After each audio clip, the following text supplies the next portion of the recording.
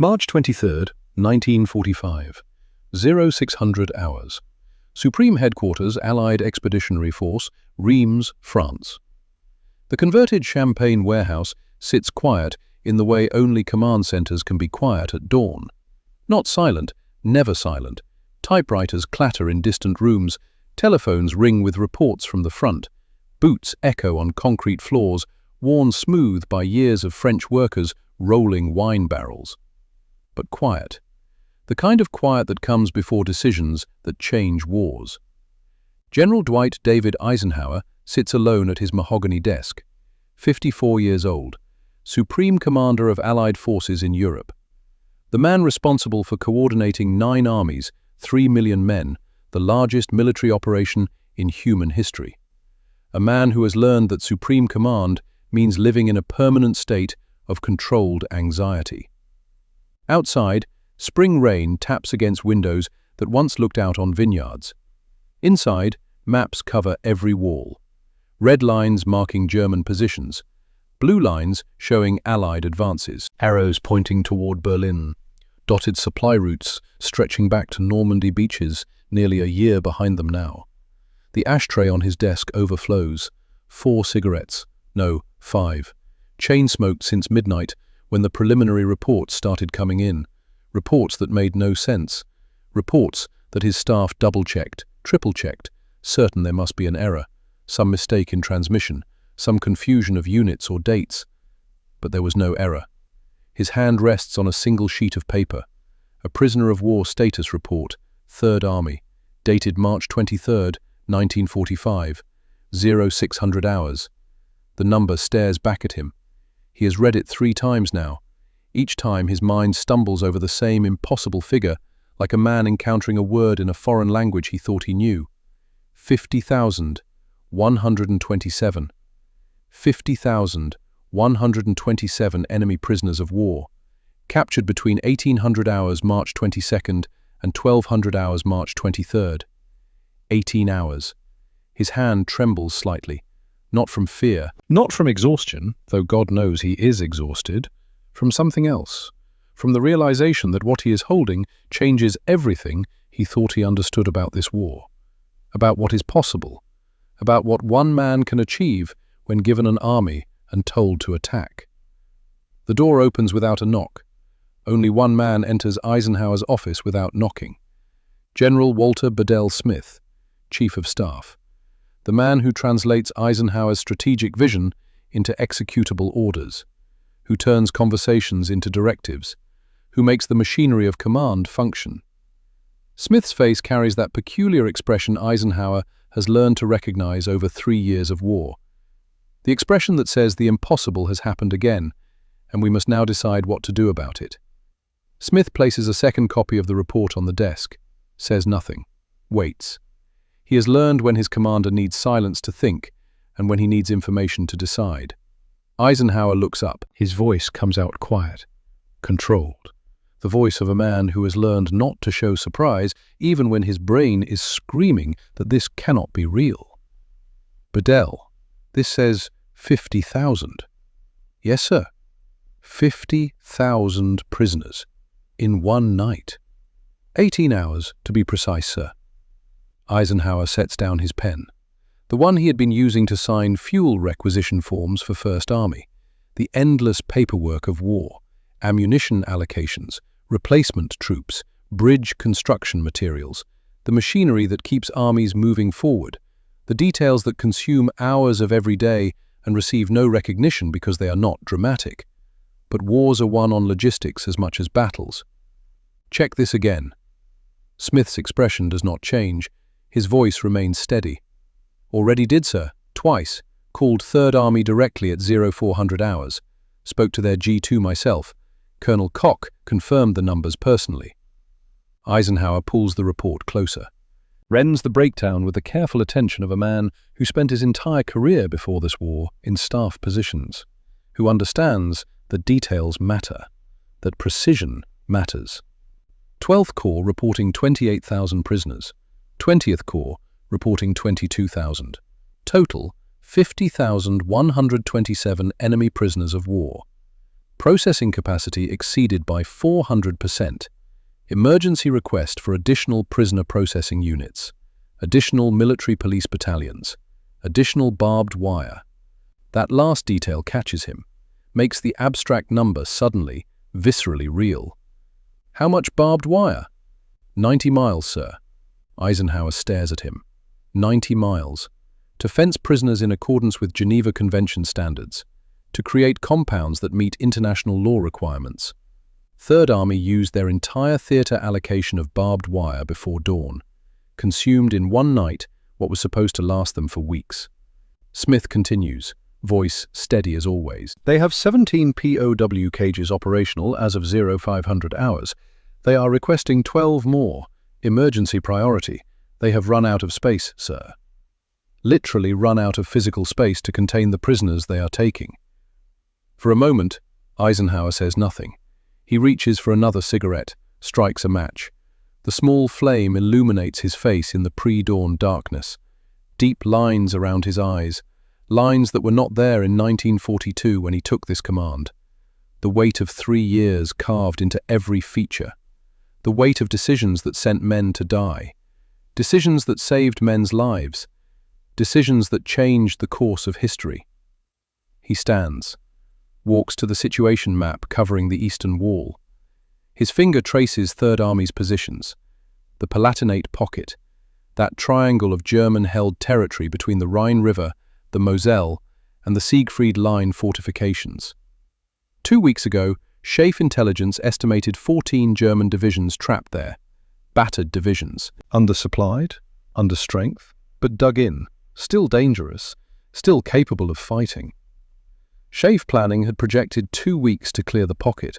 Methodical advances, coordinated artillery preparation, careful reduction of strongpoints, the textbook approach, the approach that minimizes casualties, that achieves objectives through overwhelming force systematically applied.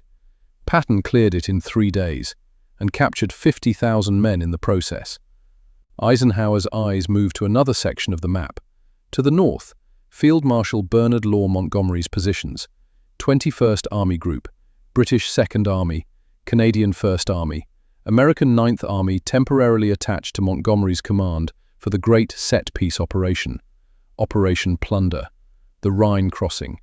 3 weeks of preparation, 80,000 troops, 3,500 artillery pieces, 2 airborne divisions. The largest crossing operation since D-Day. Winston Churchill himself scheduled to observe from an observation post on the West Bank. To witness the British Empire's triumphant crossing of Germany's last natural barrier, the moment when the war turns irreversibly toward Allied victory, the official Allied Rhine crossing. Planned for tomorrow, March 24th. His eyes drift back to Third Army's positions, to the small notation his operations staff added to the map last night. The notation that seemed like a mistake, that he had assumed was a mistake, that he had hoped was a mistake, because if it was not a mistake, it meant George Patton had done something that would require Eisenhower to have a very difficult conversation with Field Marshal Montgomery and Prime Minister Churchill. The notation that says, Third Army crossed the Rhine yesterday, without authorization, without coordination, without telling anyone. Bedell, Eisenhower says quietly, get me Third Army headquarters on the line. Yes, sir. Smith turns to leave. And Bedell? When this war is over and they ask me what was the most difficult part of Supreme Command, I am going to tell them it was not fighting the Germans, it was managing George Patton. Smith allows himself the ghost of a smile. Yes, sir, I will include that in my memoirs. But before we go further into this story, before we understand what those 50,000 prisoners mean, we need to understand something fundamental, something that most histories of World War II gloss over because it is not dramatic, not cinematic, not easily captured in documentary footage. We need to understand that what happened in March 1945 was not just a military operation, it was a collision of philosophies, a confrontation between 2 ways of seeing war, 2 ways of seeing the world, 2 ways of achieving victory that were both proven, both successful, and both completely incompatible. And the man caught in the middle, The man who had to make it all work somehow was not the general who captured 50,000 Germans in one night. It was the general who had to decide what to do about it. March 1945. The war in Europe is entering its final phase. Everyone knows it. The Germans know it. The Allies know it. Even the civilians hiding in basements as armies fight through their cities know it. The only question is when? How long? How many more will die before the inevitable end? But knowing the war will be won and winning it are different things.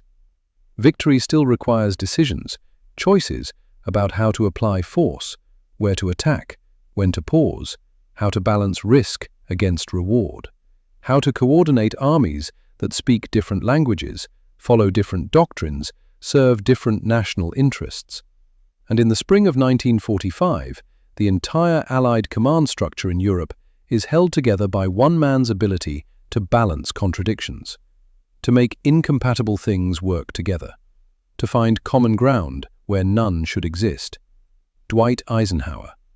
Not a combat commander, he has never led troops in battle, never commanded a division, never directed a corps assault. His entire career before this war was spent in staff positions, planning, coordinating, managing the unglamorous work that makes armies function. His genius lies not in tactics but in something rarer, in the ability to understand personalities, to manage egos, to keep brilliant, difficult, egotistical men working toward the same objective instead of tearing each other apart, to balance competing visions of victory. Men like Bernard Law Montgomery, 57 years old, commander of 21st Army Group, victor of El Alamein, the man who stopped Rommel in North Africa when Britain stood alone. Meticulous, methodical, vain, a man who believes wars are won through preparation, through overwhelming force applied systematically, through leaving absolutely nothing to chance. Montgomery had survived the Somme, had been there in 1916 when the British Army walked into German machine guns because someone thought overwhelming numbers would carry the day, where 400,000 British soldiers became casualties in a single offensive that gained a few miles of cratered ground, where hasty planning meant death, where improvisation meant slaughter, where the graves stretched to the horizon. That experience shaped everything Montgomery believed about warfare, burned itself into his soul, made him who he is. Plan carefully, prepare thoroughly, account for every contingency. Never move until every detail is calculated. Never take risks that can be avoided. Never waste men the way they were wasted in the trenches. It is a philosophy born of trauma, born of watching friends die because someone made a decision too quickly, because someone took a risk that did not pay off, because someone thought audacity could substitute for preparation. Montgomery will never be that someone. He will never send men to die unnecessarily. He will win through system, through method, through the application of overwhelming force that makes victory certain before the first shot is fired. And then there is George Patton, 59 years old, commander of 3rd Army, a man who believes war is not science but art, not system but inspiration, not method but genius. A man who thinks in terms of movement and speed, who sees hesitation as the greatest sin a commander can commit. Patton had been an Olympic athlete in 1912, modern pentathlon, 5th place overall, a demonstration that he could fence, shoot, swim, ride and run at world-class levels, that he could push his body beyond normal limits through sheer force of will. He had charged with Pershing's expedition into Mexico in 1916, chasing Pancho Villa, had killed men in close combat, had seen what speed and audacity could achieve against a disorganized enemy. He had led tanks in World War I, had understood immediately that this new weapon changed warfare fundamentally. That armor, plus speed, plus aggression, could achieve what infantry assaults could not, could break through, could penetrate deep, could turn stalemate into victory. His entire life had been preparation for war, not staff work, not planning. War, movement, action, speed, the application of violent force at the decisive point before the enemy could react. His philosophy is simple, almost primitive in its directness. Move faster than the enemy can think. Attack where they are weak, bypass where they are strong. Never give them time to recover. Never give them time to establish defensive positions. Never let them breathe. If they are disorganized, attack before they organize. If they are organized, disorganize them through speed. If they are retreating, pursue until they collapse. If they are defending, go around them. Speed, always speed. Speed is armor. Speed is firepower. Speed wins wars. It is a philosophy born of confidence, born of believing that the man who acts first, acts fastest, wins. Born of understanding that in warfare, tempo itself is a weapon. Two men, two philosophies, both brilliant, both proven in combat, both convinced they know the right way to win this war. And Eisenhower must use both, must balance their egos, their ambitions, their competing visions of how victory should be achieved, must somehow make them work together instead of destroying each other. Because the truth is, he needs them both. Montgomery's methodical approach grinds down German defenses, overwhelms them with superiority in numbers and firepower, secures objectives that stay secured, creates conditions for follow-on operations, minimizes casualties through careful planning. Patton's aggressive approach exploits German weaknesses, moves too fast for them to respond, creates chaos that becomes opportunity, achieves in days what methodical operations would take weeks to accomplish. Neither philosophy alone can win this war, but together, applied correctly, they might end it. Might save thousands of lives by finishing quickly what could drag on for months. The challenge is keeping them from destroying each other in the process. The challenge is managing genius without being consumed by it. March 13th, 1945, 11 days before the Rhine crossing. The Palatinate region of southwestern Germany. Schaeff intelligence briefs Eisenhower on German dispositions. Colonel Kenneth Strong, his intelligence chief, spreads maps across the conference table, points to the triangle of territory still in German hands. 14 divisions of Army Group G trapped in a pocket formed by 3 barriers. The Rhine River to the east, Germany's greatest natural obstacle, wide, fast-flowing, difficult to cross even without opposition. The Moselle River to the north, another significant water barrier. The Siegfried Line fortifications to the west, concrete bunkers, Dragon's Teeth tank obstacles, minefields. The defensive line Germany built in the 1930s to protect against French invasion. A pocket, a trap. German forces cut off from reinforcement, low on supplies, low on fuel, ammunition running short, but still dangerous, still capable of fighting. 14 divisions, even weakened divisions, still represent significant combat power. Strong's intelligence estimate projects 2 weeks to reduce the pocket. 1st Army attacking from the north, 7th Army from the south, 3rd Army driving from the west. Coordinated attacks, artillery preparation, air support, methodical clearing of one strong point after another. 2 weeks. Acceptable casualties estimated at 8 to 12,000 men. The calculation that Eisenhower has learned to make without flinching. 8 to 12,000 casualties to eliminate 14 German divisions, to clear the west bank of the Rhine, to set conditions for the crossing operations to follow. The numbers make sense. The plan is sound. It follows doctrine. It minimizes risk. Eisenhower approves it, issues the orders through the chain of command. 1st Army begins moving units into position. 7th Army coordinates with French forces. Everything proceeds according to plan, according to the principles that have guided Allied operations since Normandy. And then George Patton gets involved. March 15th, 3rd Army Staff Meeting. Patton's forward headquarters in a requisitioned German house near the border. The owner fled when American forces approached, left behind furniture, paintings, a wine cellar, the detritus of a life interrupted by war. Patton sits at the head of a dining table that once hosted family dinners.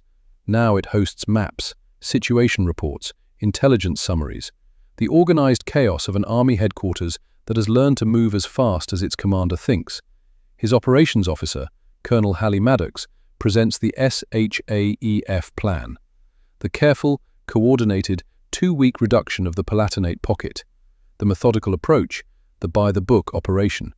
Patton listens, studies the maps.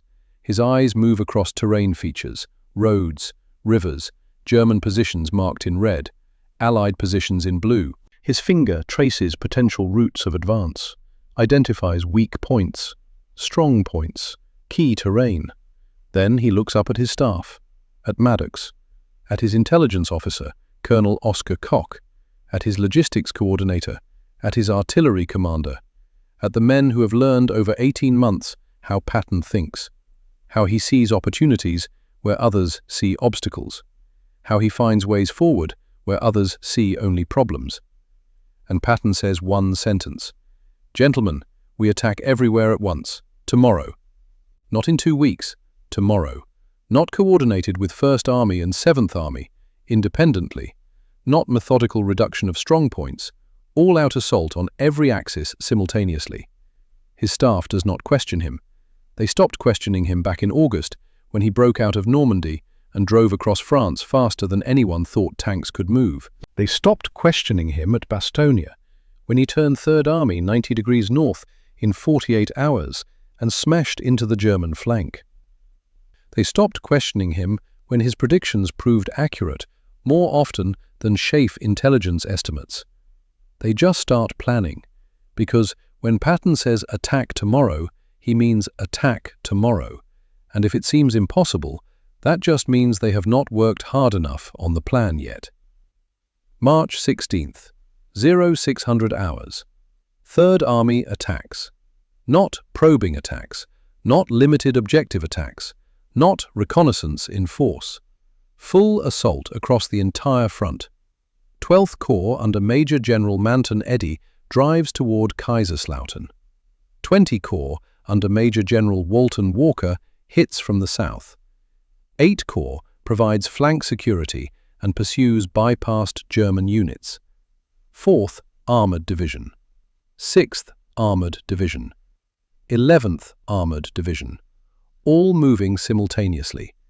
The German defenders expect careful Allied advances, expect artillery preparation that lasts hours, expect infantry clearing positions methodically, expect time to organize defensive fires, time to request reinforcements, time to establish fallback positions. They do not get time. 3rd Army does not pause, does not consolidate gains before pushing forward, does not establish firm bases before continuing the advance. They just move. Armor punching through weak points, infantry following up, combat commands bypassing strong points, cutting supply lines, encircling positions before the defenders realize what is happening. By nightfall, March 16th, 3rd Army has penetrated 15 miles into the pocket, deeper than SHAEF projected for the entire first day. By March 18th, they have split German forces in two, cut communications, isolated units from higher headquarters. By March 20th, entire regiments are surrendering because they have no ammunition, no food, no communication with command, no idea where the Americans are or where they are going. At SHAEF headquarters in Reims, Eisenhower watches the reports come in every 6 hours, watches 3rd Army markers on the map move forward, faster than projected, deeper than planned, achieving in days what should take weeks.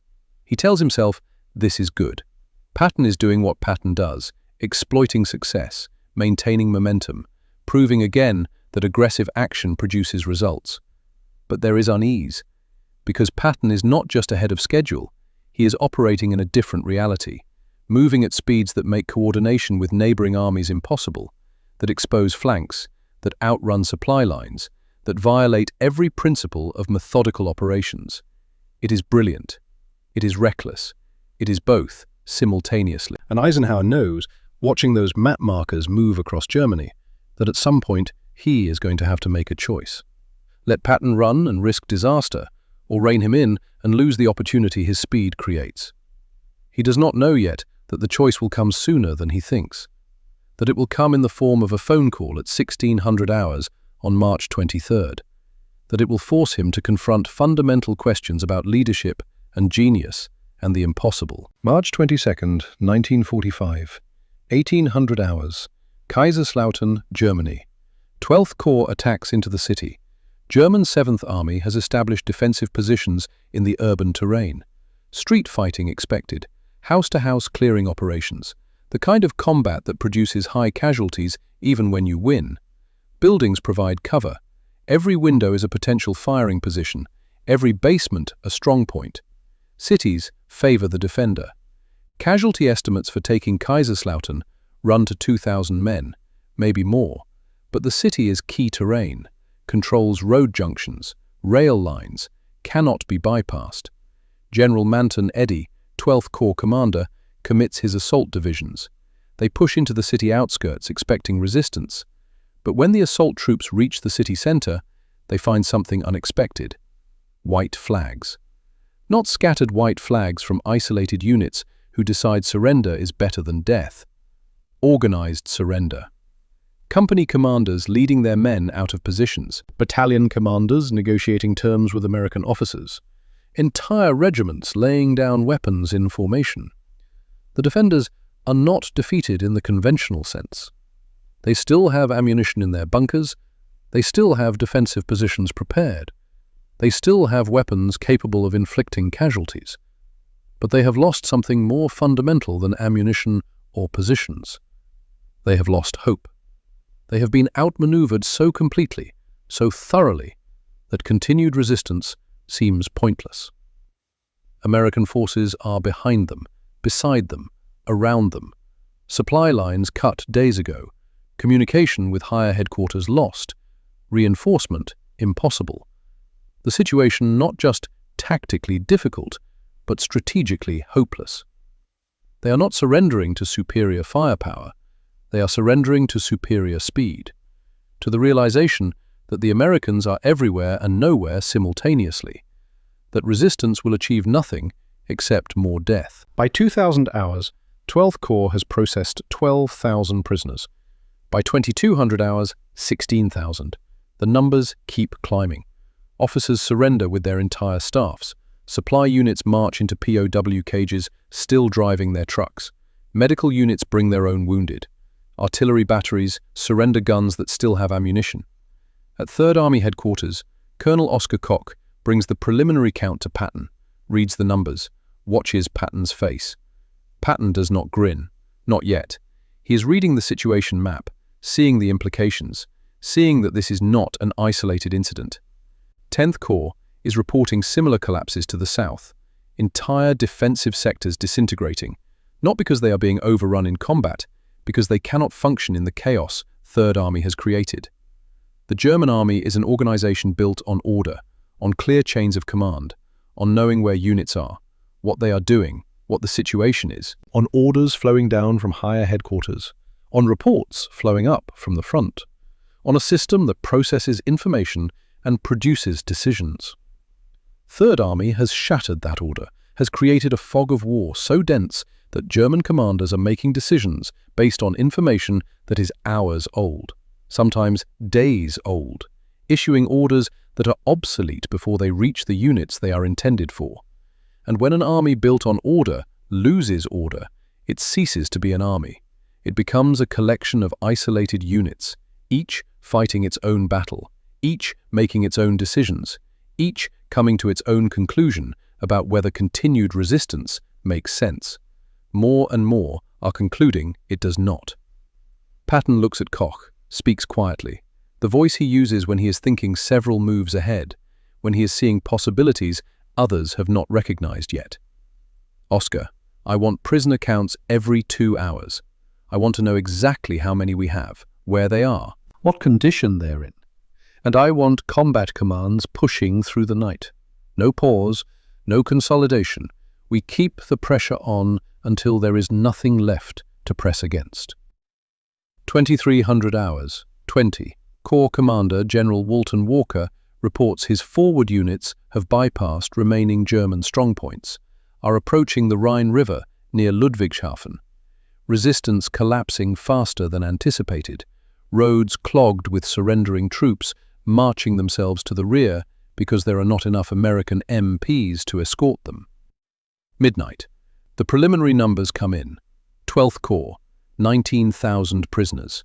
20th Corps, 14,000. 8th Corps, 3,000. Total, 36,000 prisoners, in 6 hours. And the night is not over. 200 hours, March 23rd. The military police battalions responsible for processing prisoners send an urgent request to 3rd Army headquarters. They have run out of barbed wire, completely exhausted. Every role allocated to 3rd Army operations for the month of March, used in one night. They are improvising now, using communications wire to create makeshift fences, using captured German materials, using anything they can find. Prisoners are being held in warehouses, in open fields surrounded by guards, in improvised compounds that violate Geneva Convention standards for space and sanitation. Some prisoners are organizing themselves.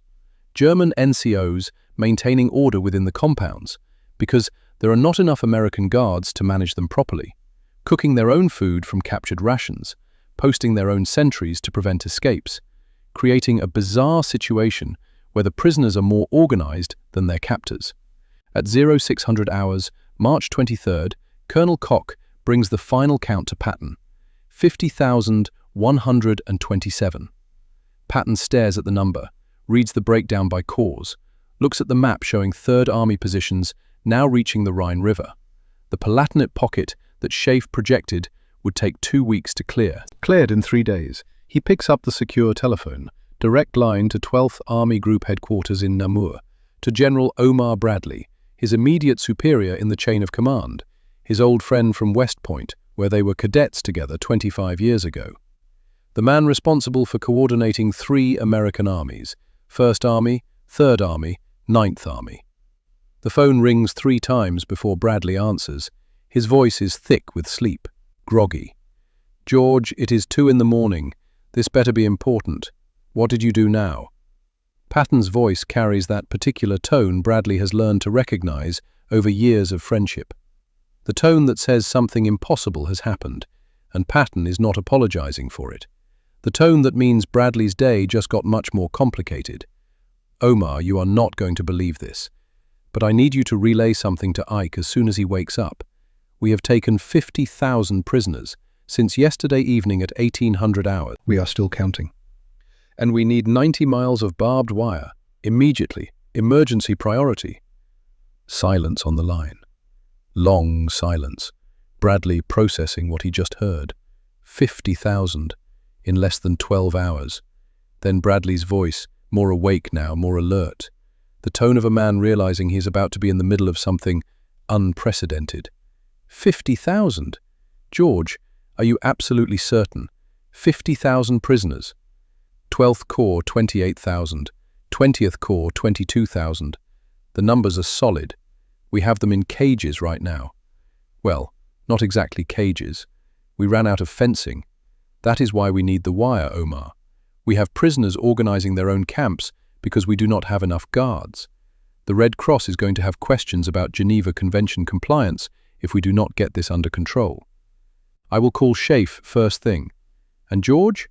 Ike is going to want to talk to you about this, personally. I am available whenever the Supreme Commander wishes to call. Patton hangs up, looks at his staff, at Maddox, at Koch, at the operations map showing their forward positions reaching the Rhine, at the opportunities that speed has created. Then he grins, that famous Patton grin that his men know. That means the general is about to do something that will make staff officers scream and historians argue for decades. "Gentlemen, while we wait for Schaeff to process the paperwork on 50,000 Germans, we have an opportunity. The Rhine is 12 miles away. Our armor is already moving up. Resistance is non-existent. I do not intend to pause at the river. I intend to cross it." Colonel Maddox looks at the map, looks back at Patton, knows what question needs to be asked, even though he knows what the answer will be. Has to ask it anyway because protocols exist for reasons. "Sir, should we request authorization from Schaeff first?" Patton's grin widens. "Colonel, by the time authorization arrives, we will already be on the other side.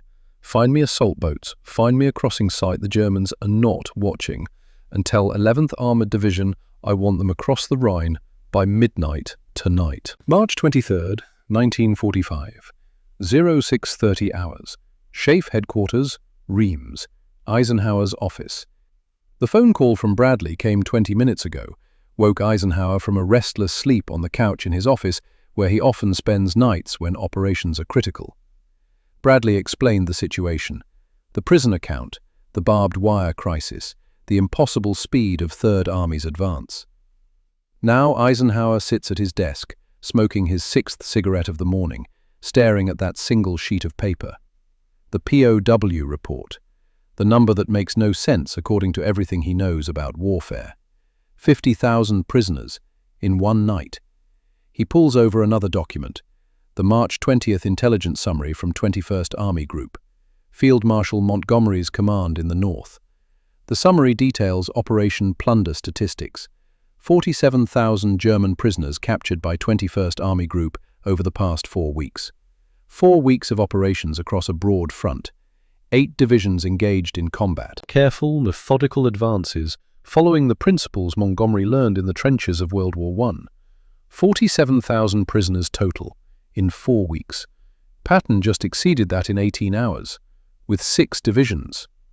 The comparison is not entirely fair. Eisenhower knows this. Montgomery faced better equipped, better led German units in the north. His operations included clearing heavily fortified positions along the Siegfried Line. The strategic situation was different. The tactical challenges were different, but the numbers are the numbers, and the numbers are impossible, or should be impossible, except they are real. Eisenhower looks at Bedell Smith. The man has been standing silently by the window, giving his commander time to process, time to think through implications. "Get me Third Army on the line." Smith nods, leaves the office, returns 5 minutes later. "General Patton is on the secure line, sir."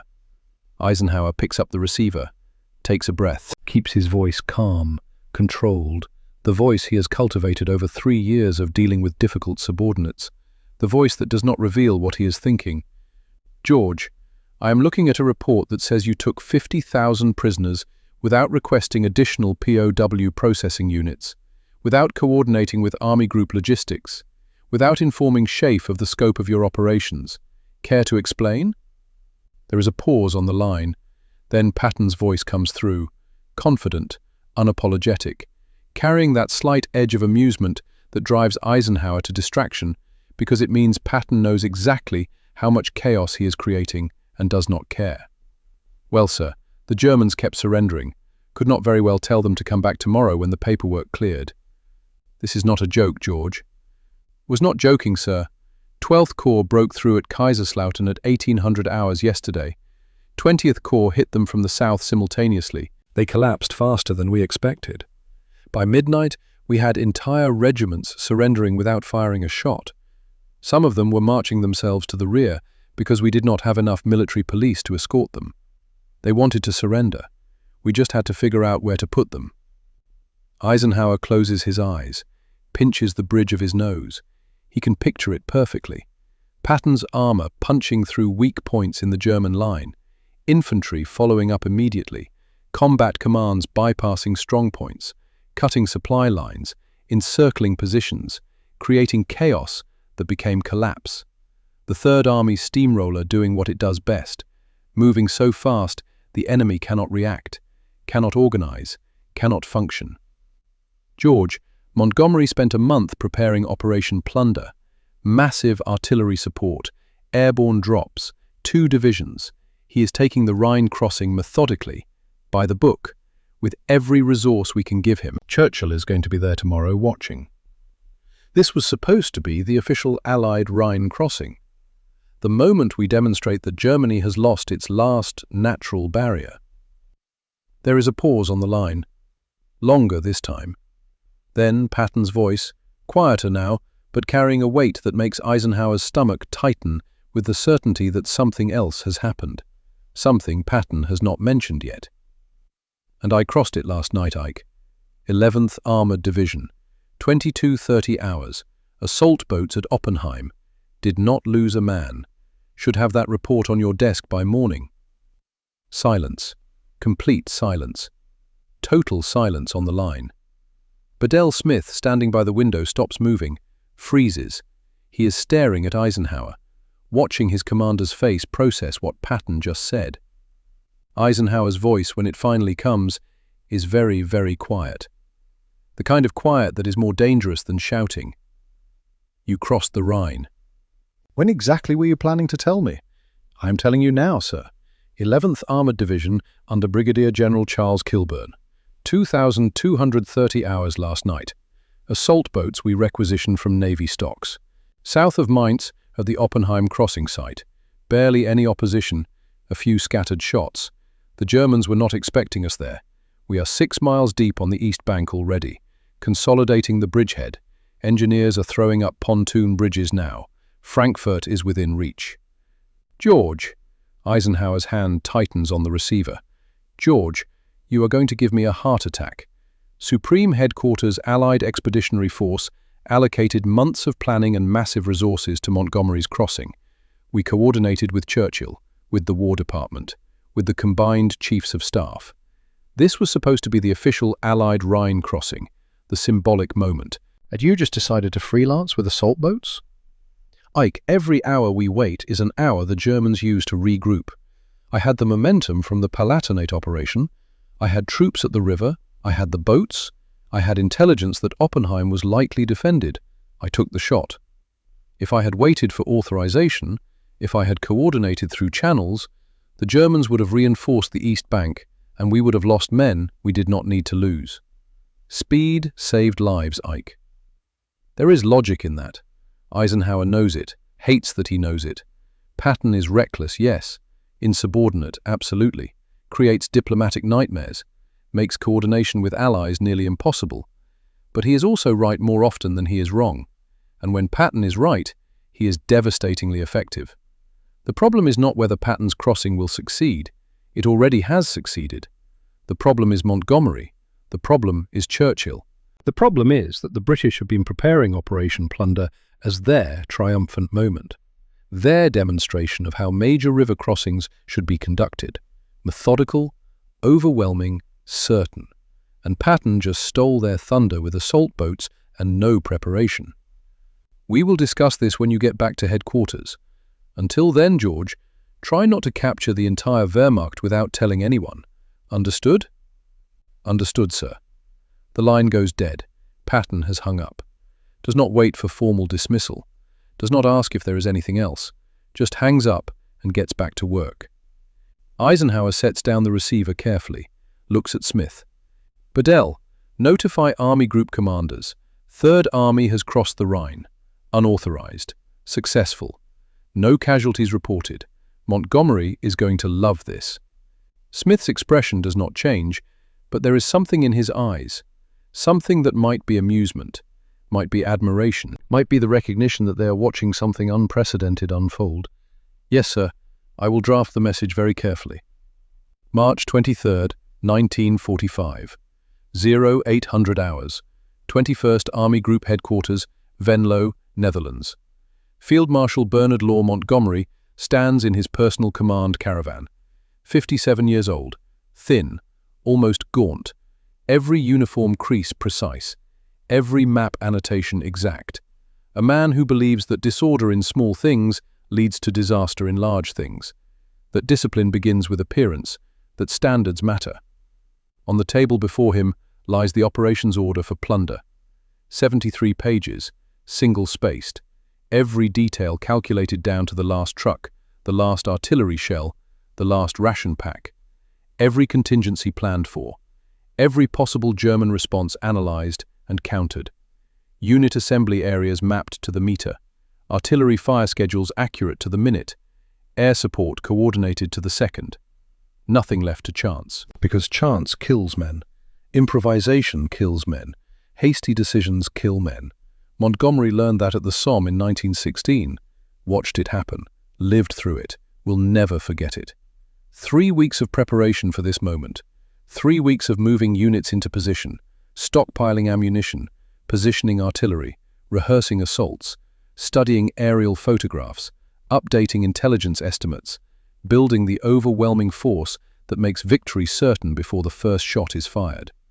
80,000 men, 3,500 artillery pieces, 2 airborne divisions, the largest Rhine crossing operation of the war, the moment when the British Empire demonstrates to the world that it knows how to conduct major military operations, that British thoroughness produces British victories.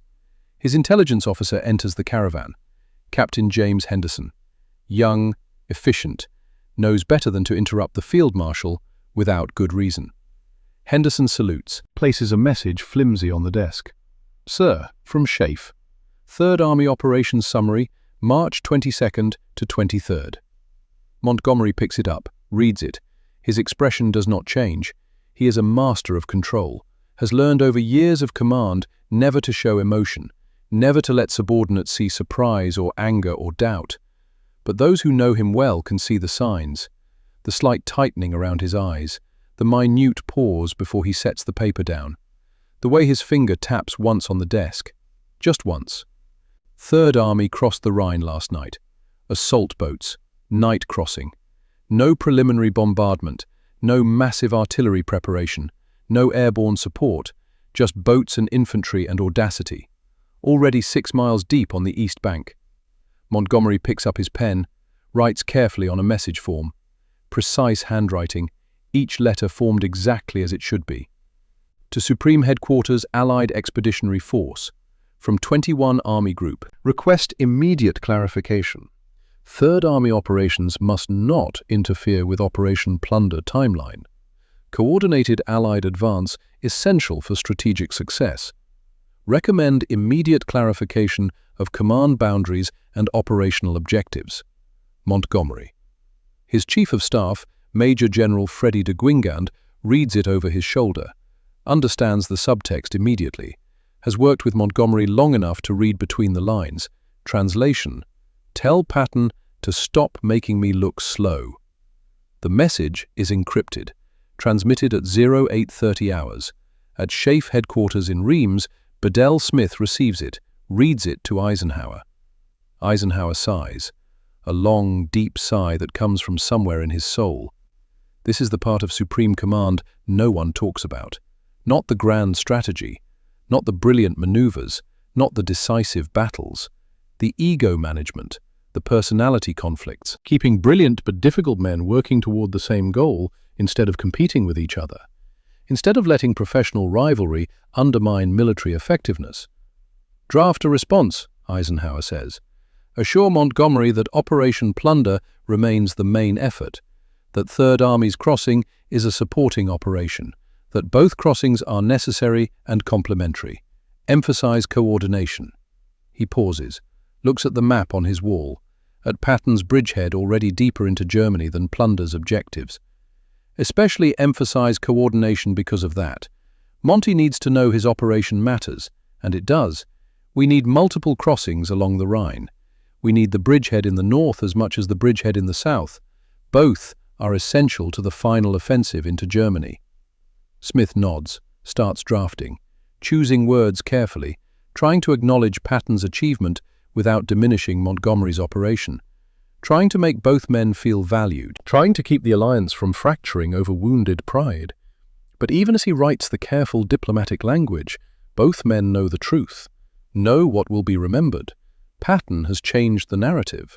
Operation Plunder was supposed to be the story, the great set-piece crossing, the moment the Allies broke Germany's last natural barrier with overwhelming force and meticulous preparation, the triumph of British military professionalism. Now, it will be remembered as the crossing that came after Patton already crossed. The second crossing, the one that followed the audacious American assault boat operation. History is written by the swift as much as by the victorious. March 23, 1945, 1400 hours. 3rd Army Forward Headquarters, Ida Oberstein, Germany. Patton stands over a map table in the dining room of another requisitioned house, ivory-handled pistol on his hip. Not for show, he can shoot. Olympic-level marksman. The pistol is functional, has been fired in combat, will be fired again if necessary. His eyes move across terrain features marked on the map. Roads, rivers, cities. German defensive positions marked in red, 3rd Army positions in blue. He is not looking at where his army is, he is looking at where it will be, where it should be, where it must be to maintain momentum. Colonel Halley Maddox, operations officer, briefs the current situation.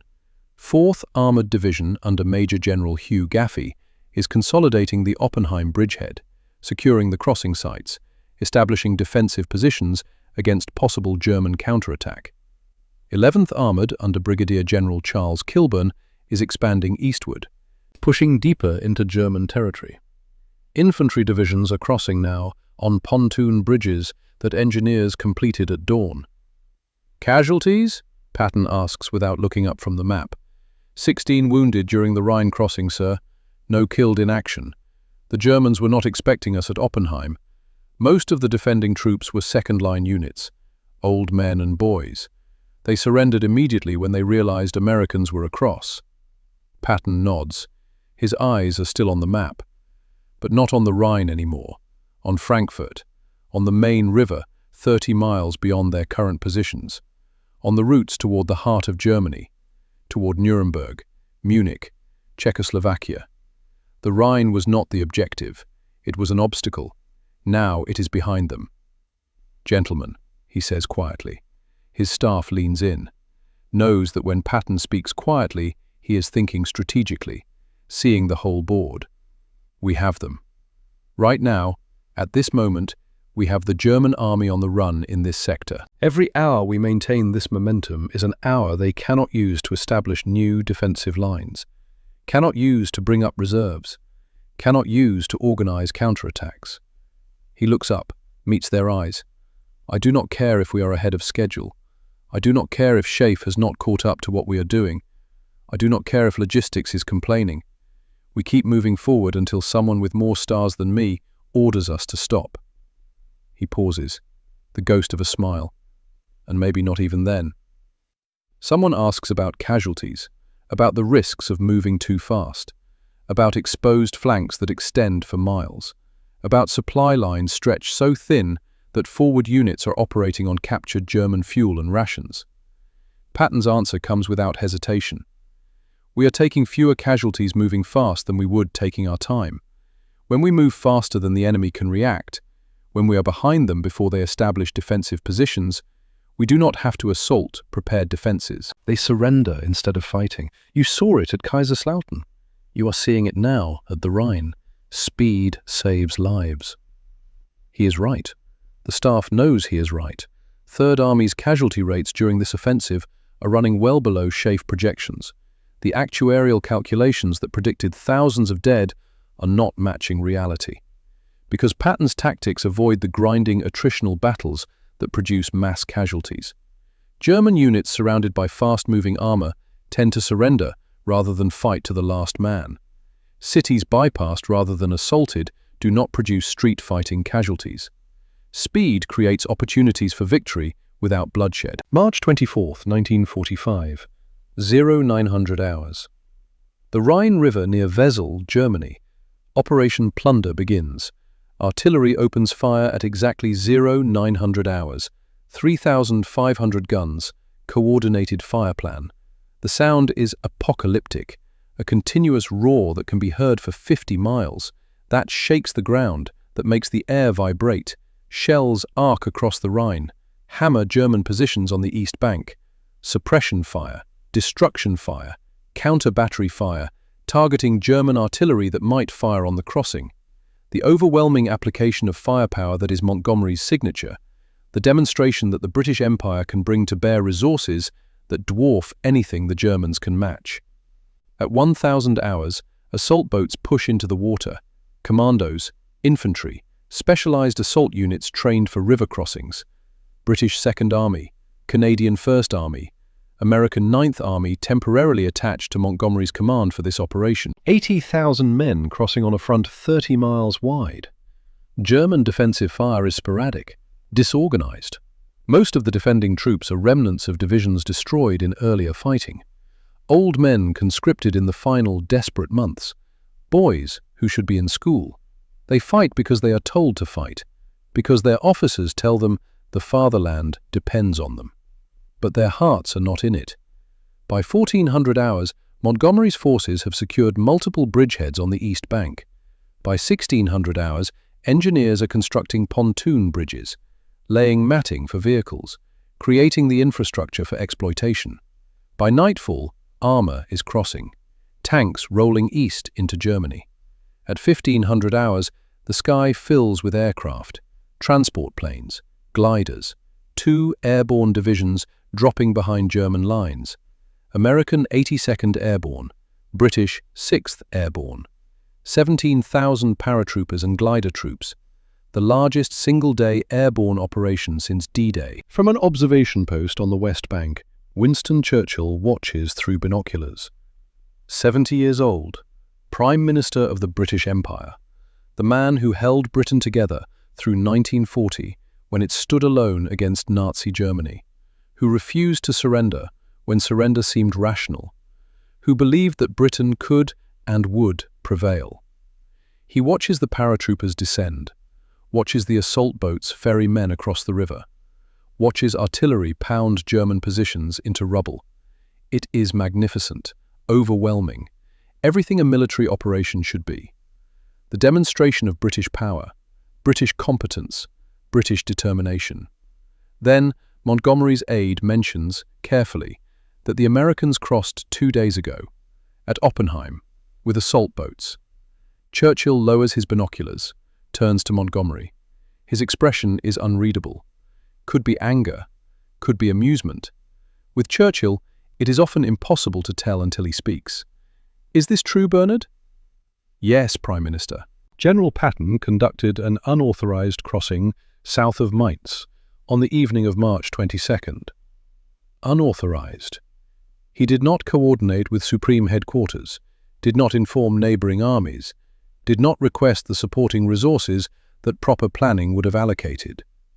Churchill processes this, processes the implications, that while Montgomery spent 3 weeks preparing this magnificent operation, Patton just did it, grabbed boats and crossed, no fuss, no planning, no coordination.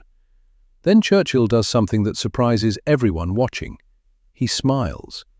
A big, genuine Winston Churchill smile. The smile that appears when he appreciates audacity, when he recognizes the kind of bold action that changes outcomes. "Gentlemen," he says, voice carrying across the observation post, "it appears the Americans have stolen a march on us. How very enterprising of General Patton." He turns to Montgomery, places a hand on his shoulder. "Bernard, I suggest we ensure that Operation Plunder is executed with such overwhelming success that no one remembers who crossed first. They may have crossed in boats. We shall cross with the entire weight of the British Empire behind us." It is a diplomatic masterpiece, acknowledging Patton's achievement while reframing plunder as the more significant operation, turning potential embarrassment into motivation. Churchill understands what Eisenhower understands. This is not a competition between allies. This is a war against Germany. And right now, the allies are winning. But that does not stop Montgomery from sending another message to Schaeff that evening. More carefully worded this time, requesting clarification on whether Third Army's advance might be moving too fast for proper coordination with neighboring forces, whether some guidance on operational boundaries might be appropriate, whether someone might consider telling George Patton to slow down. Eisenhower reads it, hands it to Smith without comment. "Bedell, what is the diplomatic way to say, 'let Patton run'?" Smith considers for a moment. "I will think of something, sir." March 25th, 1945. 1,000 hours. Supreme Headquarters, Allied Expeditionary Force, Operations Room. The situation map covers an entire wall, Europe from the English Channel to the Oder River. Color-coded unit symbols, red for Germans, blue for Americans, purple for British, orange for French, green for Canadians. The map is updated every 6 hours with the latest unit positions reported through military channels. This morning, the operations staff updating Third Army's markers encounter a problem. Second Lieutenant James Morrison, fresh from West Point, approaches Major Thomas Crawford, the duty officer. "Sir, I cannot confirm these positions. According to this morning's report, 4th Armored Division is at Frankfurt, but yesterday they were 30 miles west. That is impossible to cover in 24 hours. not with opposition, not with the need to secure supply lines. Major Crawford has been doing this job for 8 months, has learned that when Third Army is involved, the word impossible requires redefining. He checks the radio logs, reads the position reports carefully, cross-references with yesterday's map, runs the calculations. Lieutenant Morrison is correct according to conventional military planning. 4th Armored Division, covering 30 miles in 24 hours while engaged in combat operations, should not be possible. Except the reports are accurate. 4th Armored Division is at Frankfurt. 12th Corps is at Wiesbaden. 20th Corps has taken Darmstadt. 3rd Army is advancing faster than the map can track. Update the markers, Crawford says. Annotate them as estimated positions pending confirmation. We will clarify when the next report comes in. By the time the next report comes in 4 hours later, the positions have changed again. 4th Armored has pushed beyond Frankfurt. 12th Corps is crossing the main river. 10th Corps is engaging German units attempting to establish a defensive line and watching them dissolve before contact. The operations staff start updating 3rd Army's positions every 4 hours instead of 6, then every 2 hours when they realize even 4-hour intervals cannot keep pace. They still cannot keep up. By the time they mark where 3rd Army is on the map, Patton's units have already moved beyond it. The blue markers become approximations, best guesses, estimates of where 3rd Army probably is based on last known positions and projected rates of advance. It is unprecedented in this war.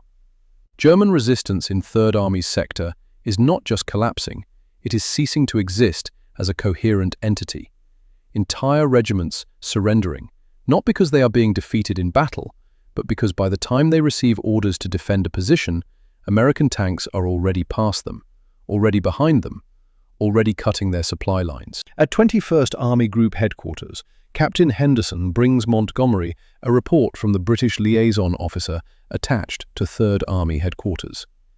Sir, 3rd Army as of this morning is 13 days ahead of the SHAEF operational timeline. Montgomery reads it, sets it down without comment, returns to planning Operation Plunder's follow-up operations. The methodical exploitation of the bridgehead, the careful advance that will secure objectives systematically. If Patton is going to ignore schedules and timelines, Montgomery will ensure British forces execute their operations flawlessly, will demonstrate that there is more than one way to win a war, that speed without method eventually leads to disaster, that shortcuts produce vulnerabilities. He does not say any of this aloud, does not need to. His staff understands. The Field Marshal believes in his method, has proven it works, will continue to apply it regardless of what the Americans do. March 26, 1945. 3rd Army Forward Headquarters.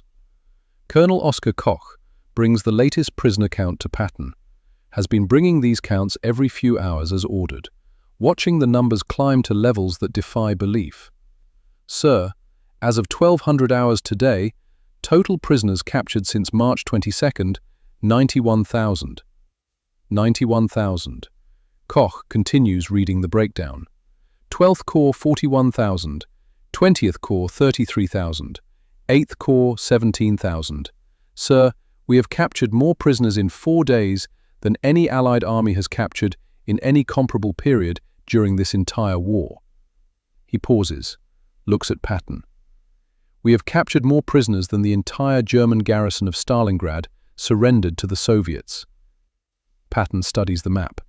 The prisoner statistics are impressive, will make good press, will look excellent in the after-action reports. But his mind is already 3 moves ahead.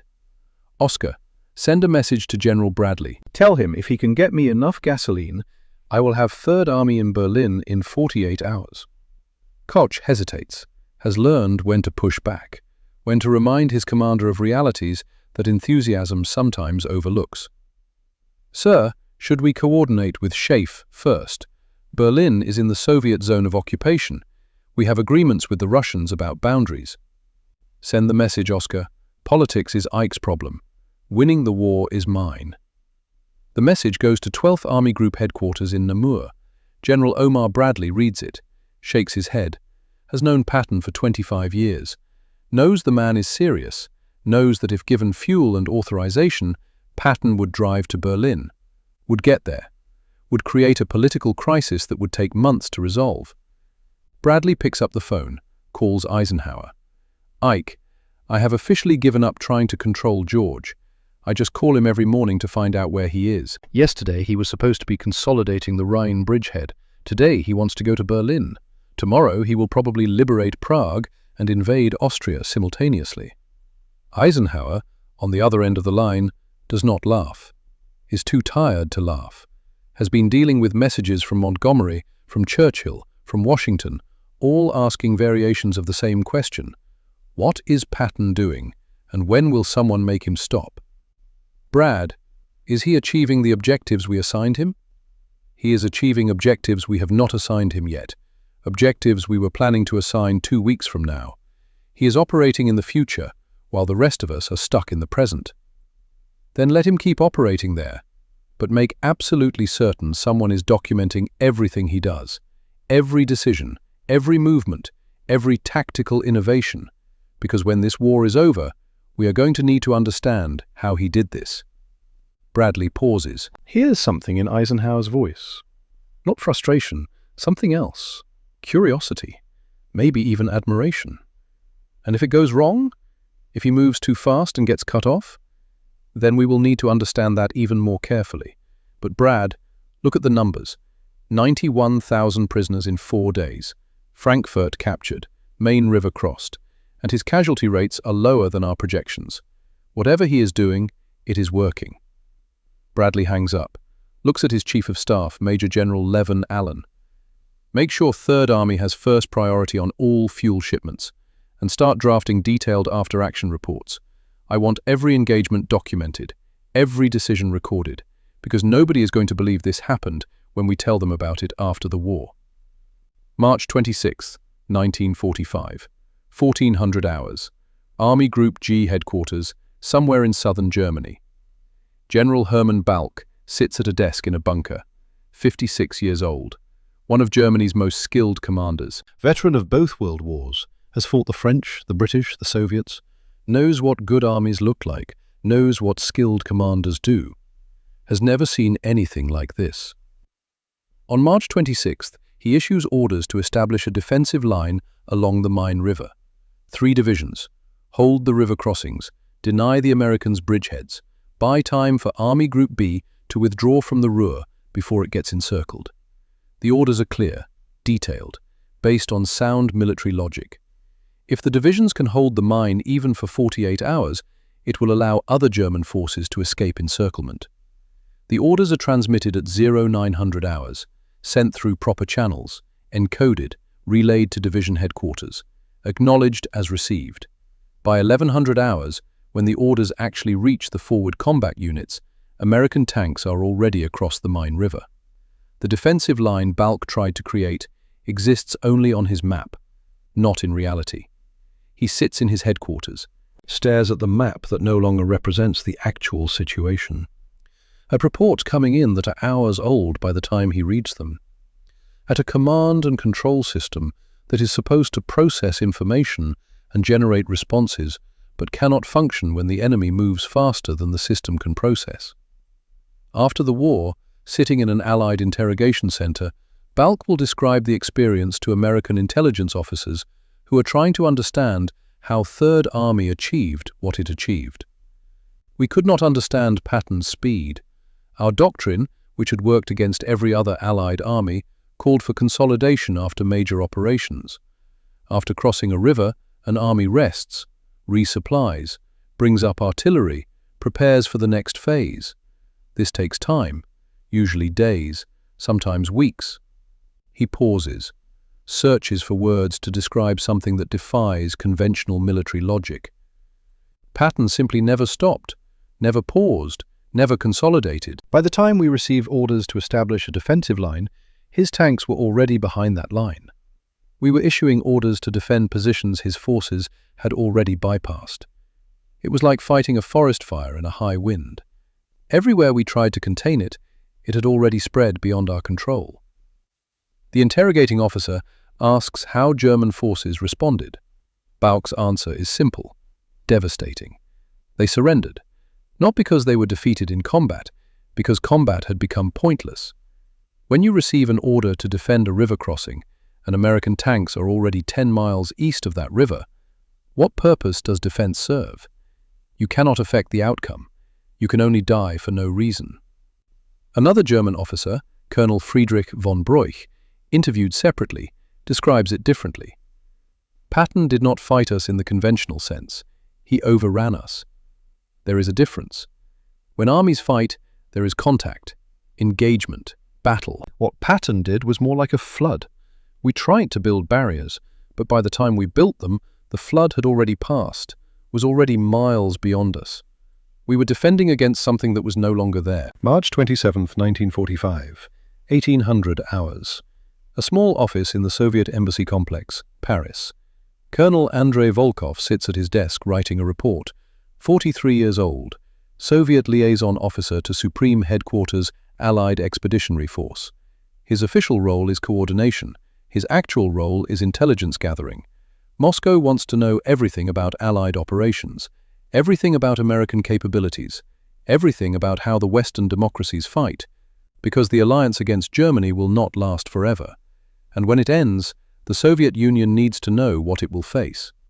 Volkov writes in Russian, precise military terminology, facts without embellishment. His report will be encrypted, transmitted to Moscow, analyzed by Soviet General Staff Intelligence.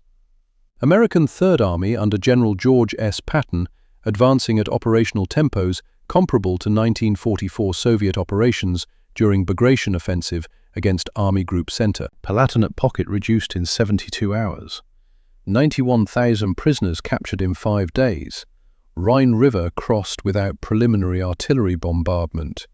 Main River crossed 48 hours later. German forces in southern sector surrendering before contact due to speed of American advance. He pauses, considers what he is writing. The implications for Soviet military theory. Recommend detailed study of Third Army operational methods for incorporation into future Soviet doctrine.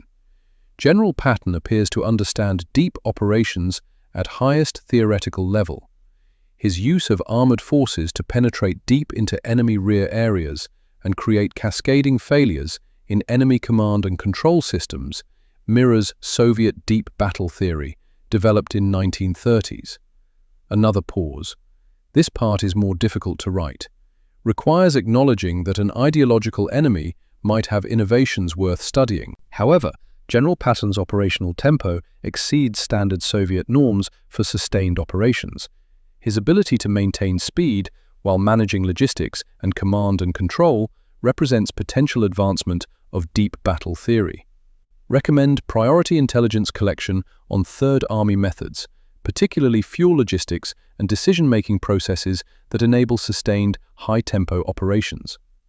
The report is encrypted using current Soviet codes, transmitted through secure channels, received in Moscow within 6 hours. 3 days later, a priority message returns from Soviet General Staff Headquarters. Provide all available intelligence on American General George Smith Patton. Personal history, military education, theoretical writings if any, operational methods, decision-making processes, logistics systems, highest collection priority. Report directly to Marshal Zhukov's staff. Marshal Georgy Zhukov, the Soviet Union's most successful commander. The man who defended Moscow, broke the siege of Leningrad, won at Stalingrad, destroyed Army Group Center at Bagration. The architect of Soviet operational art. Zhukov wants to know about Patton, the Red Army, which pioneered deep operations doctrine, which perfected operational maneuver warfare against the Wehrmacht, is impressed by an American general's speed. That is how unprecedented Third Army's operations are. That is how fast Patton is moving. March 28, 1945. Third Army has now advanced 87 miles beyond the Rhine in 6 days. 93,000 prisoners captured, 1,400 German vehicles destroyed or captured, and Third Army's forward elements are threatening to complete the encirclement of the entire German Army Group B trapped in the Ruhr industrial region. An Operation SHAAF planning projected would require 6 weeks of sustained offensive operations involving multiple armies. Patton has created the conditions for encirclement in 1 week with one army.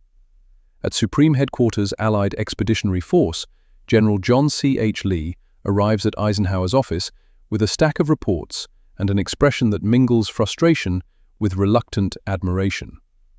Lee is the man responsible for logistics, for keeping 9 Allied armies supplied with everything they need to fight: fuel, ammunition, food, medical supplies, spare parts. The invisible machinery that makes modern warfare possible. Lee spreads charts across Eisenhower's desk. Red ink dominates. Third Army operations running over budget on every category.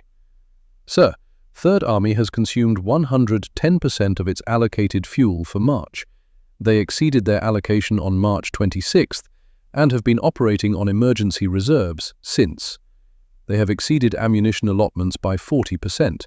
They are requisitioning rations from First Army depots without going through proper channels.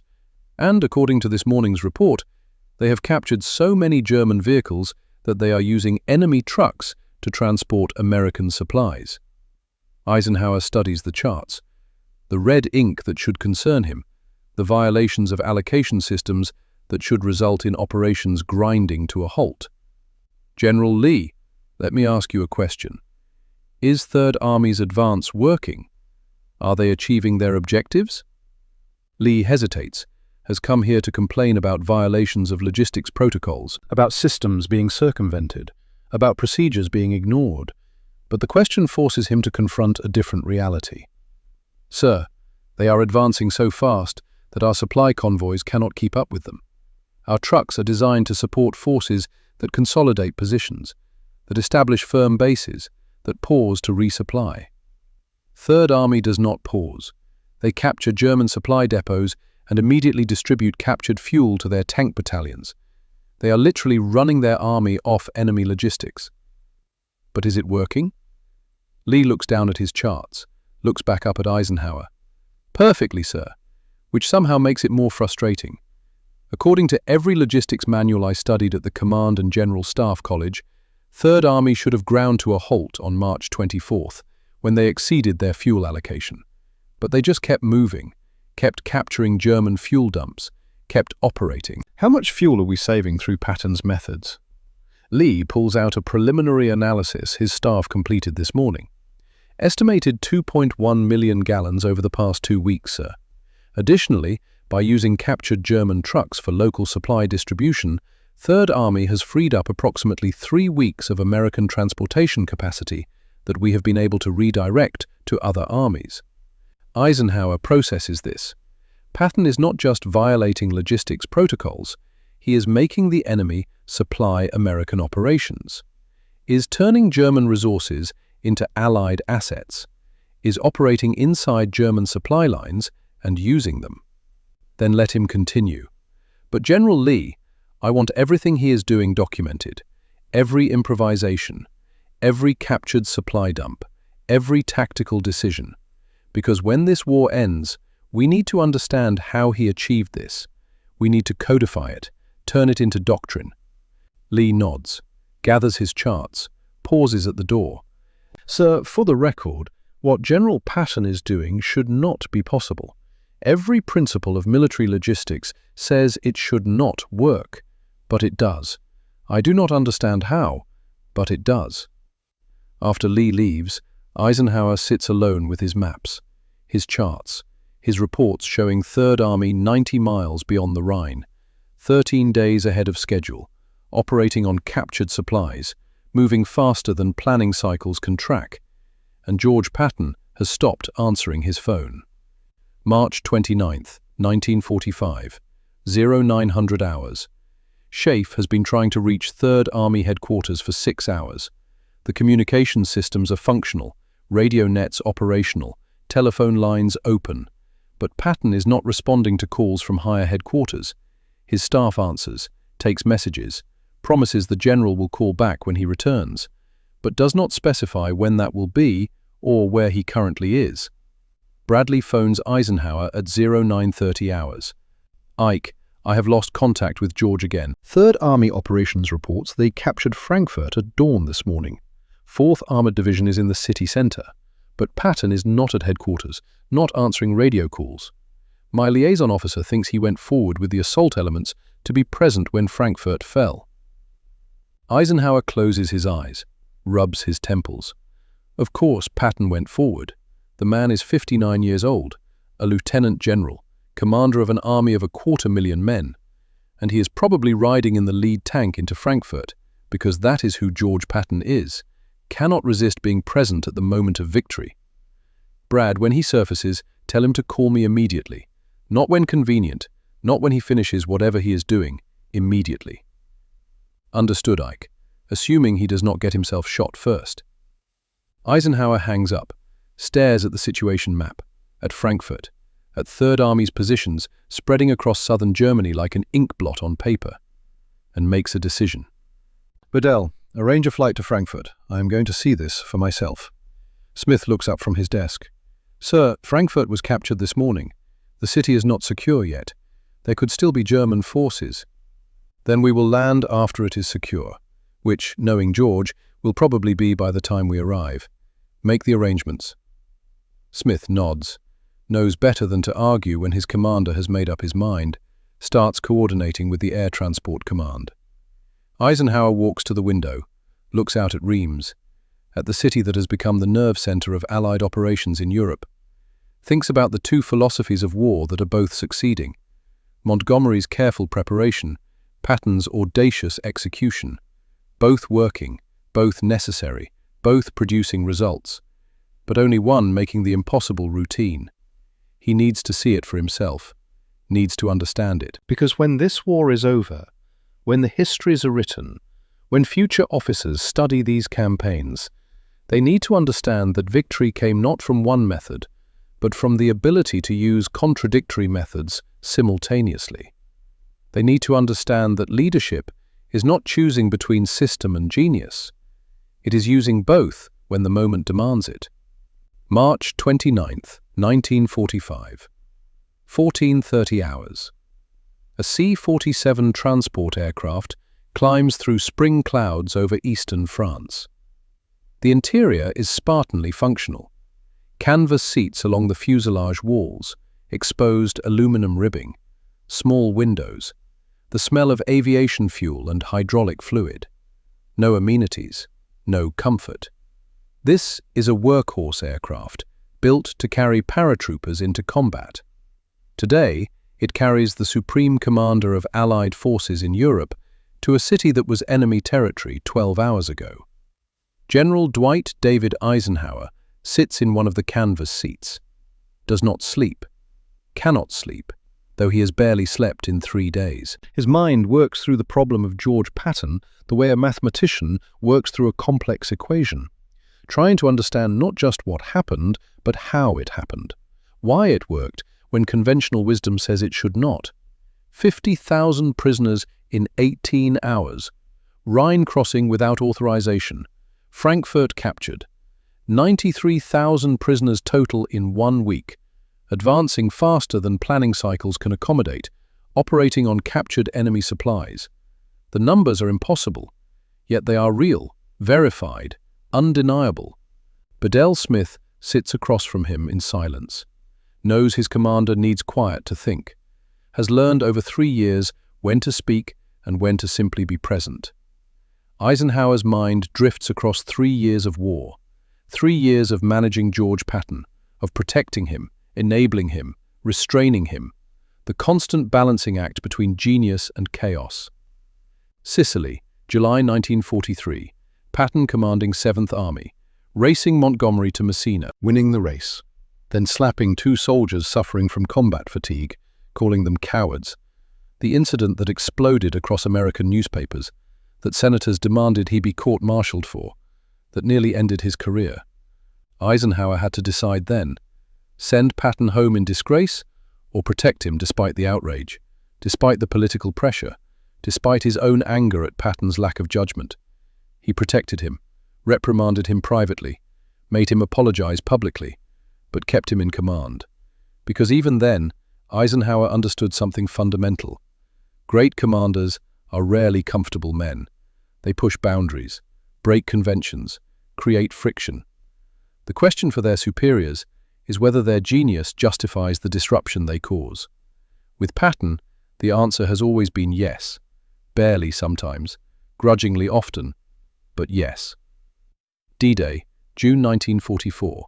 Patton not commanding troops storming the beaches, commanding a phantom army. The great deception operation called Fortitude. Fake radio traffic, dummy tanks, false intelligence fed to German spies, all designed to convince Hitler that the real invasion would come at Calais, not Normandy.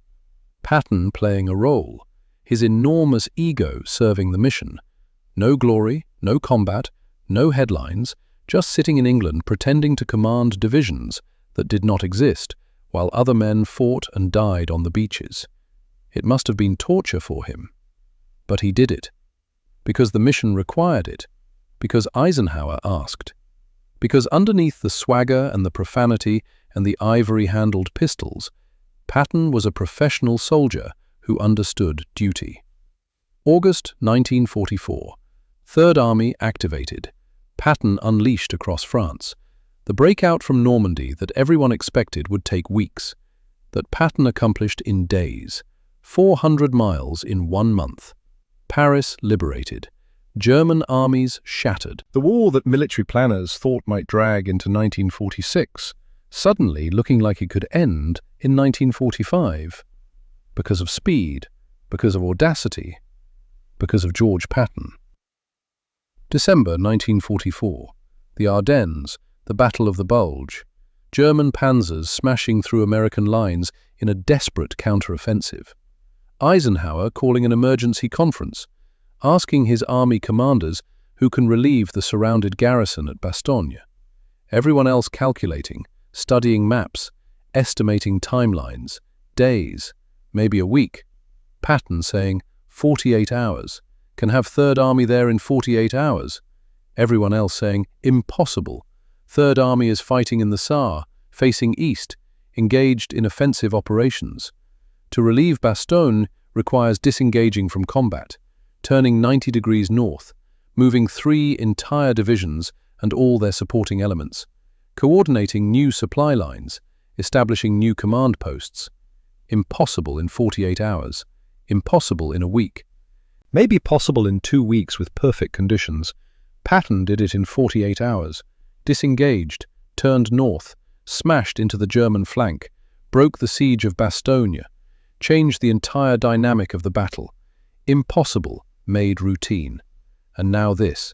The Palatinate cleared in 3 days, the Rhine crossed without permission, Frankfurt captured, an entire German army group paralyzed by speed.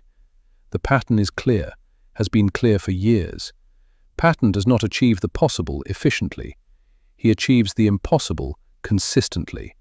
The question that haunts Eisenhower, the question he has wrestled with since taking supreme command, is whether this represents genius or luck.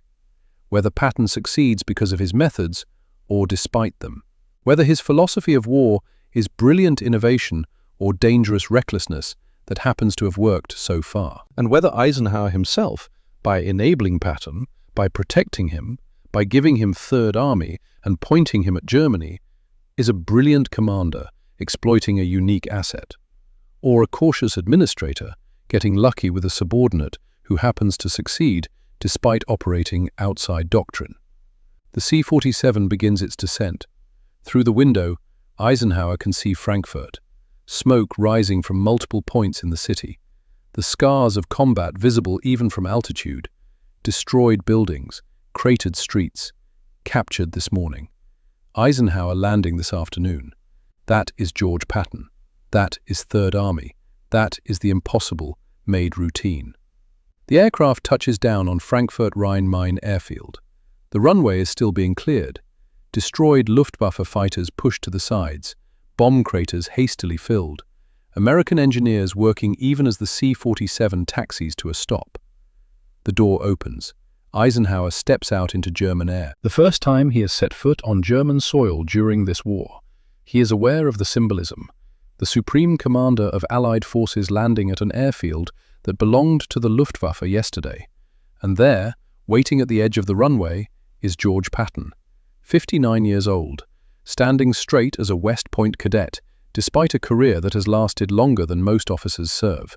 Fresh uniform somehow, polished boots gleaming, ivory-handled pistol on his hip.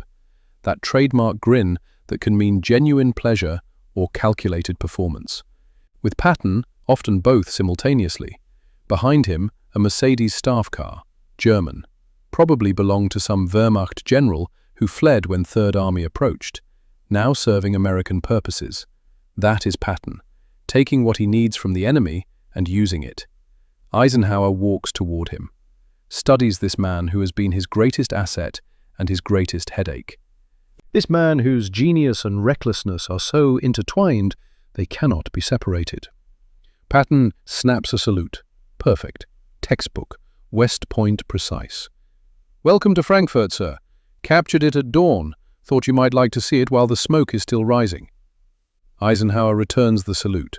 His voice is calm, controlled, but with an edge that Patton will recognize.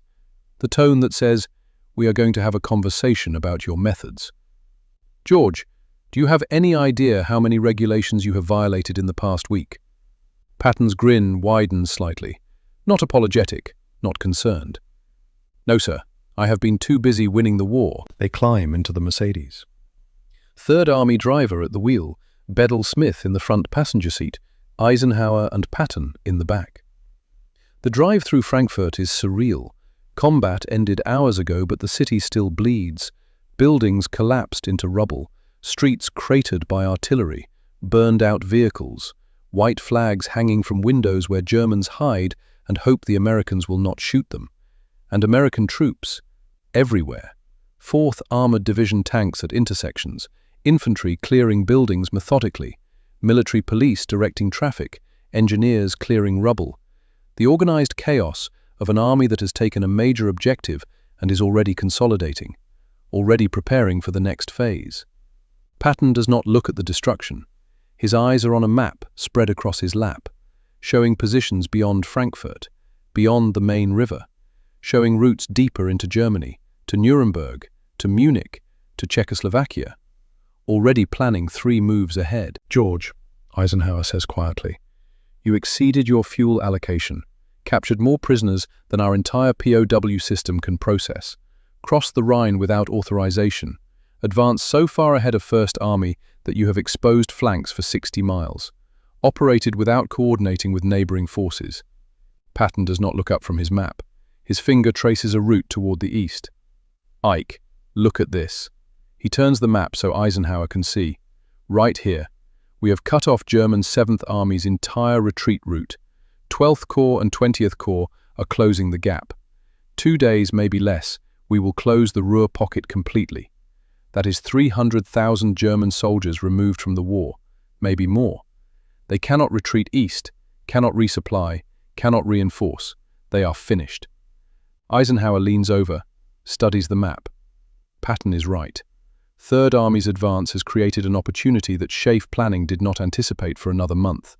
The Ruhr encirclement. Germany's industrial heartland, the source of steel and coal and weapons, defended by some of the Wehrmacht's best remaining units. SHAEF had projected weeks of coordinated operations by multiple armies to encircle it. Careful advances, methodical tightening of the noose. Patton has set up the encirclement in 1 week, through sheer speed, through moving faster than German commanders could react to or plan against. "And Montgomery?" Eisenhower asks, knowing this is the sensitive question, the political question. Patton looks up from the map, meets Eisenhower's eyes directly. "Monty is doing fine. He has the north secured. I have the center. Between us, we are crushing Germany from 2 directions simultaneously. His way works, my way works. They are different philosophies, but they both produce results, and the Germans cannot defend against both at the same time." It is the most diplomatic statement Eisenhower has ever heard from Patton, and it is accurate. Montgomery's methodical, overwhelming approach and Patton's fast, aggressive approach are both succeeding. The Germans cannot prepare for Montgomery's set-piece attacks without leaving themselves vulnerable to Patton's speed. Cannot react to Patton's mobility without being crushed by Montgomery's firepower. Two philosophies, two methods, both necessary, both complementary. The car stops at Patton's forward headquarters. Another commandeered building.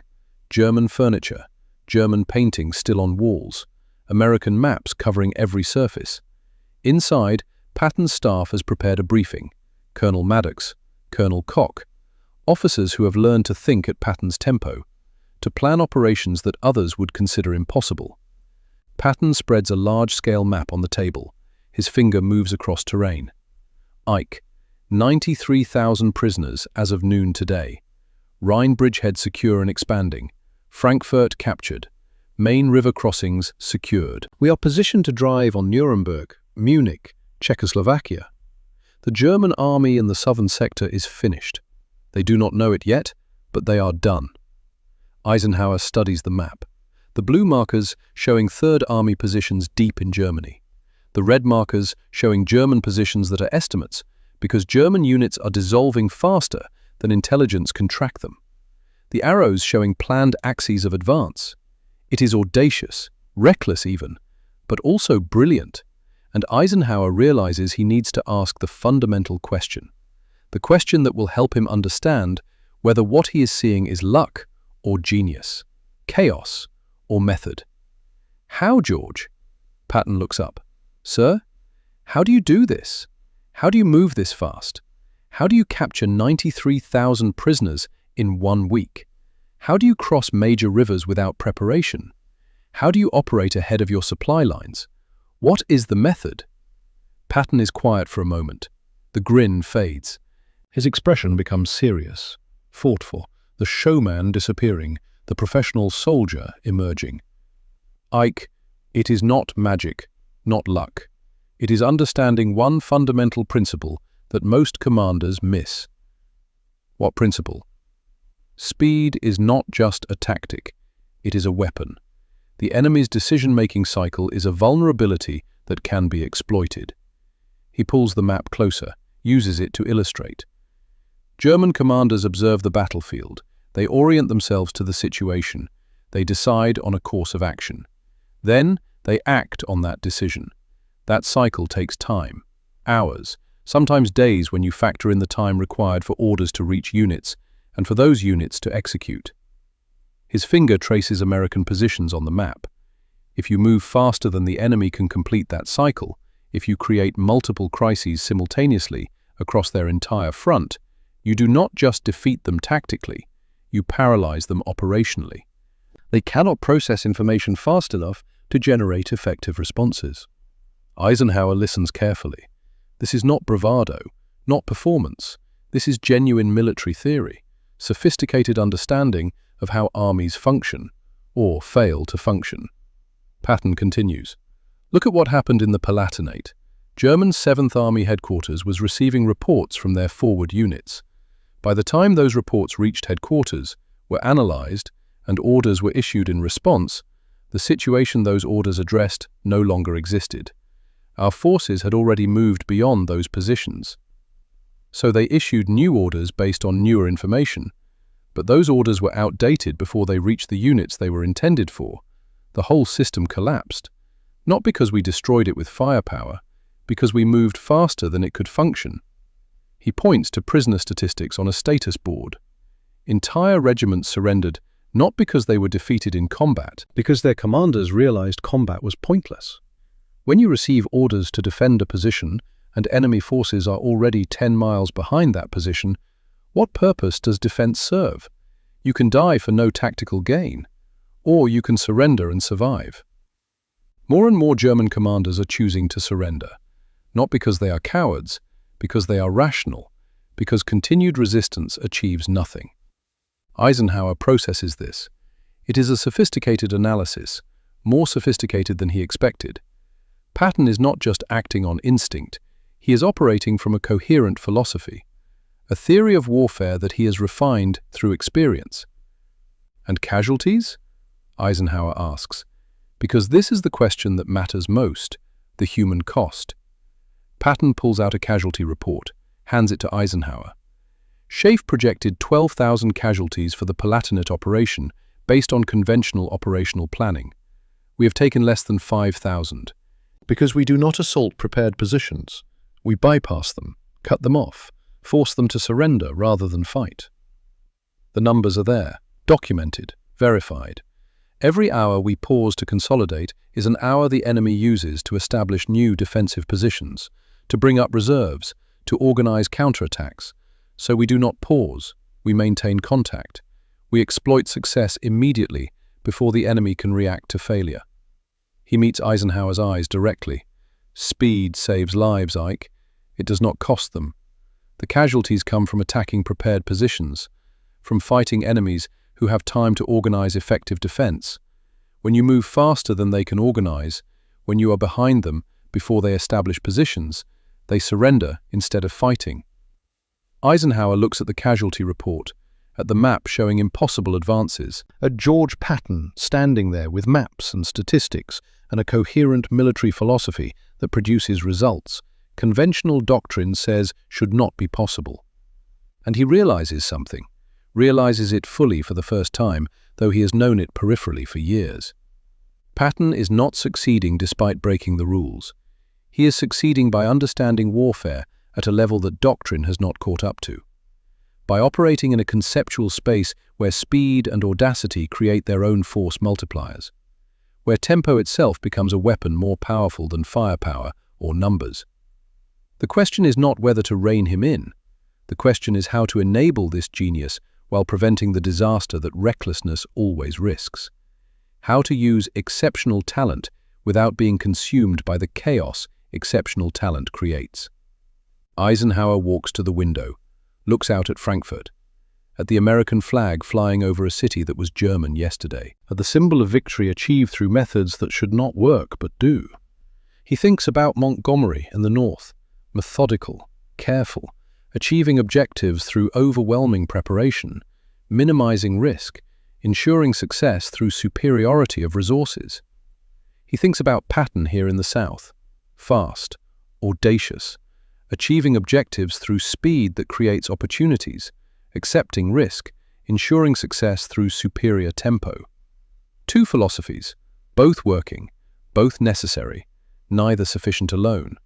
And Eisenhower's role is not to choose between them, is to use both, to balance contradictions, to make incompatible methods work toward common objectives. He turns back to Patton, this man who captures 50,000 prisoners in one night, who crosses rivers without permission, who advances faster than maps can track, who makes the impossible routine. George, Eisenhower says quietly. Patton looks up. You are the only man I know who can make the impossible routine. The room goes completely silent. Patton stops moving. The constant energy that animates him stills. For just a moment, his face shows something rare, genuine emotion. Recognition that what Eisenhower just said was not a compliment, not a criticism, but something more profound, an acknowledgement, a recognition of something fundamental about who Patton is and what he does. Thank you, sir. Brief silence. The weight of 3 years of war in that silence. Sicily, where Eisenhower protected him. Normandy, where Patton played a role without glory. Bastogne, where impossible became routine. Now this. Then Patton's grin returns, smaller, more genuine. Now, about that gasoline allocation for the drive to Nuremberg. Eisenhower laughs, cannot help himself, despite everything, despite the violated regulations and the diplomatic nightmares with Montgomery and the political complications with Churchill. He laughs. Get back to work, George, and try to leave some Germans for the rest of us to capture. April 1st, 1945. Third Army has advanced 120 miles beyond the Rhine.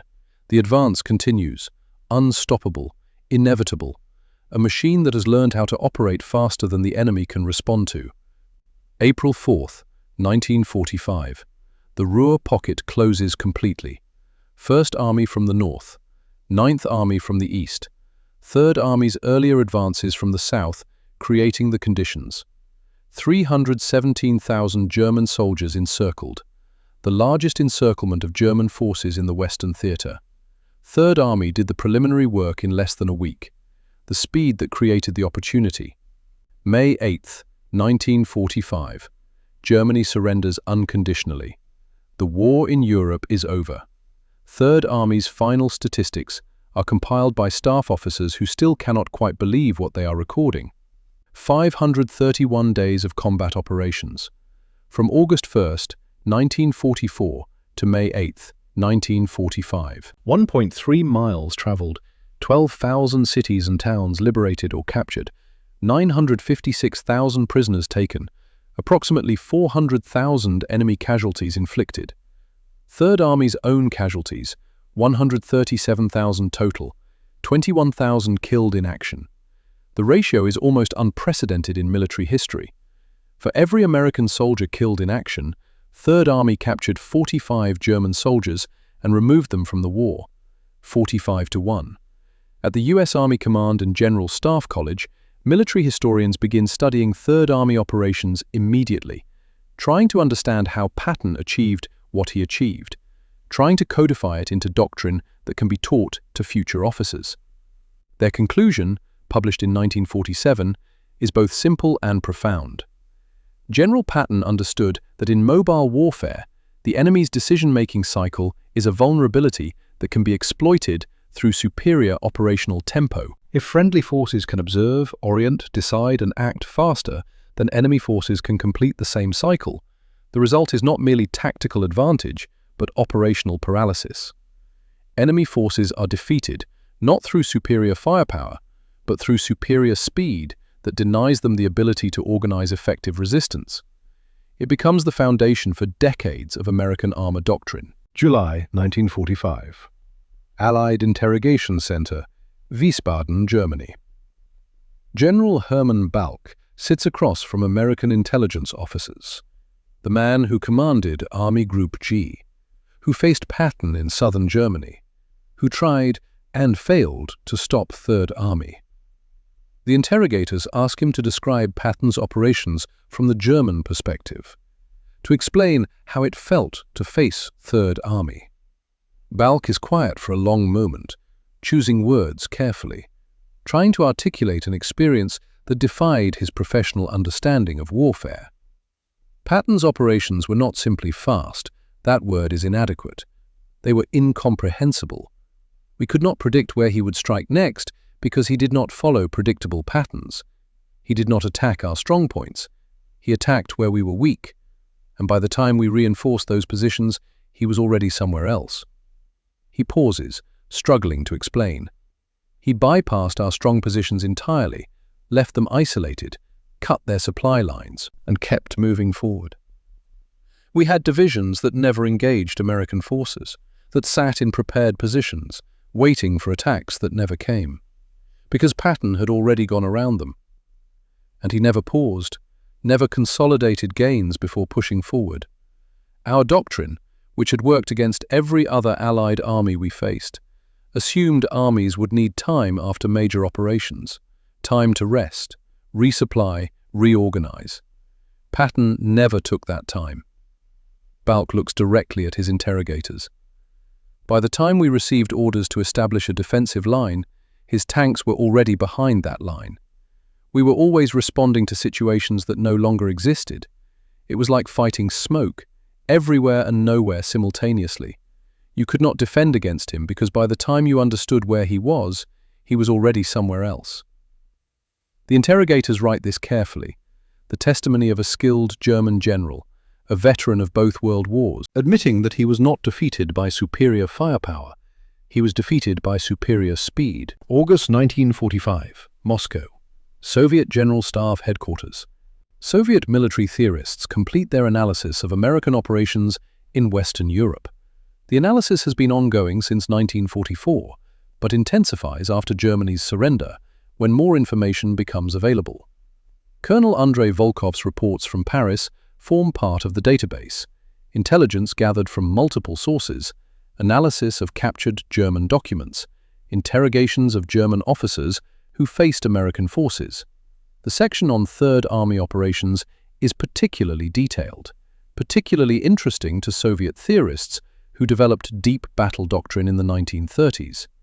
The analysis concludes that Patton's operational tempo exceeded Soviet norms for sustained offensive operations, that his methods for maintaining speed while managing logistics and command and control represented innovations worth studying. The report specifically recommends incorporating Patton's techniques for exploiting enemy decision-making paralysis through superior tempo into Soviet mechanized doctrine.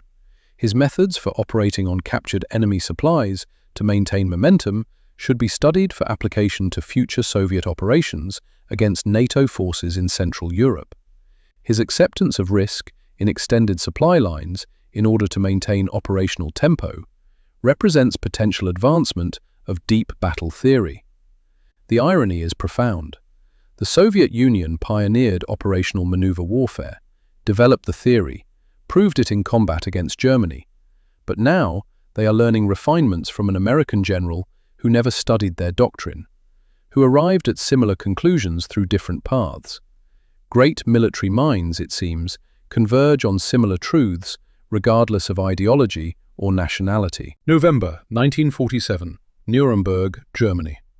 The war crimes trials are ending. Field Marshal Wilhelm Keitel sits in the dock, chief of the Wehrmacht High Command throughout the war, soon to be executed for war crimes, one of the most senior surviving German military officers. During testimony, a prosecutor asks him a question, not about war crimes, about military effectiveness. Which Allied general did the German High Command fear most? Keitel does not hesitate. Patton.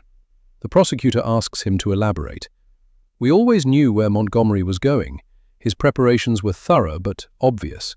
We could predict his objectives, his timelines, his methods. We could plan responses. Eisenhower was predictable in his caution. He made sound decisions, but conservative ones. We understood his thinking. Bradley was methodical and competent, but conventional. He pauses. But Patton, we never knew where he would strike next. We could not predict his objectives because he did not follow logical patterns. He did not attack where he should attack, did not pause when he should pause, did not consolidate when doctrine said he should consolidate. And once he started moving, we could not stop him, could not slow him, could not predict where he would be. It was this, more than his tactical skill, that made him dangerous. The uncertainty, the speed, the impossibility of planning against someone who operated faster than planning cycles could accommodate. The testimony is recorded, enters the historical record, the admission from Germany's highest surviving military leadership. They feared George Patton most, not because he was cruel, not because he was ruthless, because he was incomprehensible, because he operated at a tempo that broke their ability to respond. December 9th, 1945. Mannheim, Germany. 6 months after Germany's surrender. General George S. Patton is riding in a staff car with his Chief of Staff, Major General Hobart Gay, heading to a pheasant hunt, a brief escape from occupation duties, from the tedious work of governing defeated Germany. At 11:45 hours, the car collides with a U.S. Army 2.5-ton truck at an intersection. Low-speed collision, minor damage to the vehicles, but Patton is thrown forward violently. His head strikes a metal partition between the front and rear seats. Cervical spinal cord injury, paralysis from the neck down. He is conscious, aware, tells the medics who extract him from the car that he cannot move, cannot feel his legs, knows immediately what this means for a man whose entire life has been about movement, about action, about physical dominance. He lingers for 12 days at the 131st Station Hospital in Heidelberg, knows he is dying, tells visitors he would rather die than live paralyzed, that a warrior who cannot move is not a warrior, that this is not how he wanted it to end, but accepts it. December 21st, 1945. 17:50 hours. Patton dies. Pulmonary embolism. A blood clot from the paralysis. 60 years old.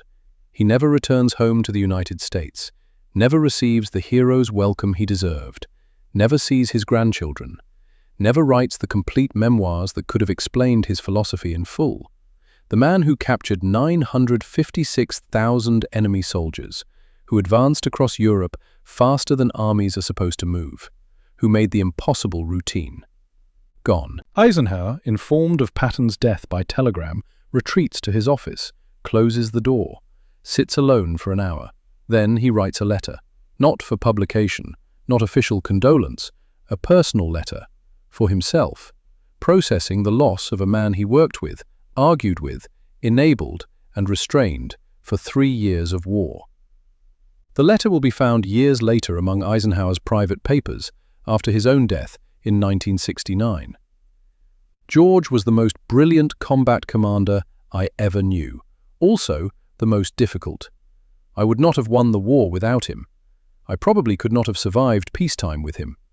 He was a warrior in the truest sense, uncomfortable in any world but war, transcendent in combat.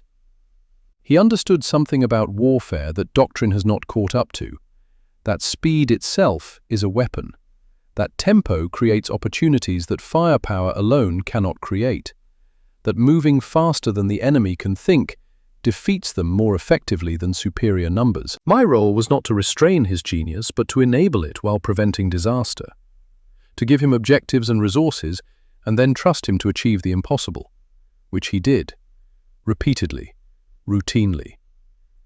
I will miss arguing with him, will miss the phone calls telling me he had done something I specifically told him not to do, will miss the results that justified the chaos.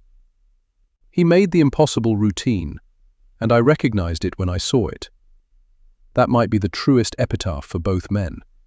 Patton, who achieved the impossible. Eisenhower, who recognized it and enabled it. 1948. Eisenhower's memoir, Crusade in Europe, nearing completion. He sits at his desk in his office at Columbia University, where he now serves as president. The war 3 years behind him now. But writing about it brings it back. The decisions, the pressure, the impossible choices between competing goods.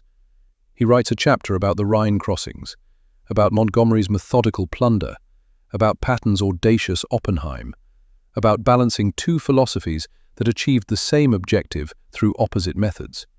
And he writes something he could not say during the war, could not articulate while managing personalities and egos, but understands now with the clarity that distance and reflection bring.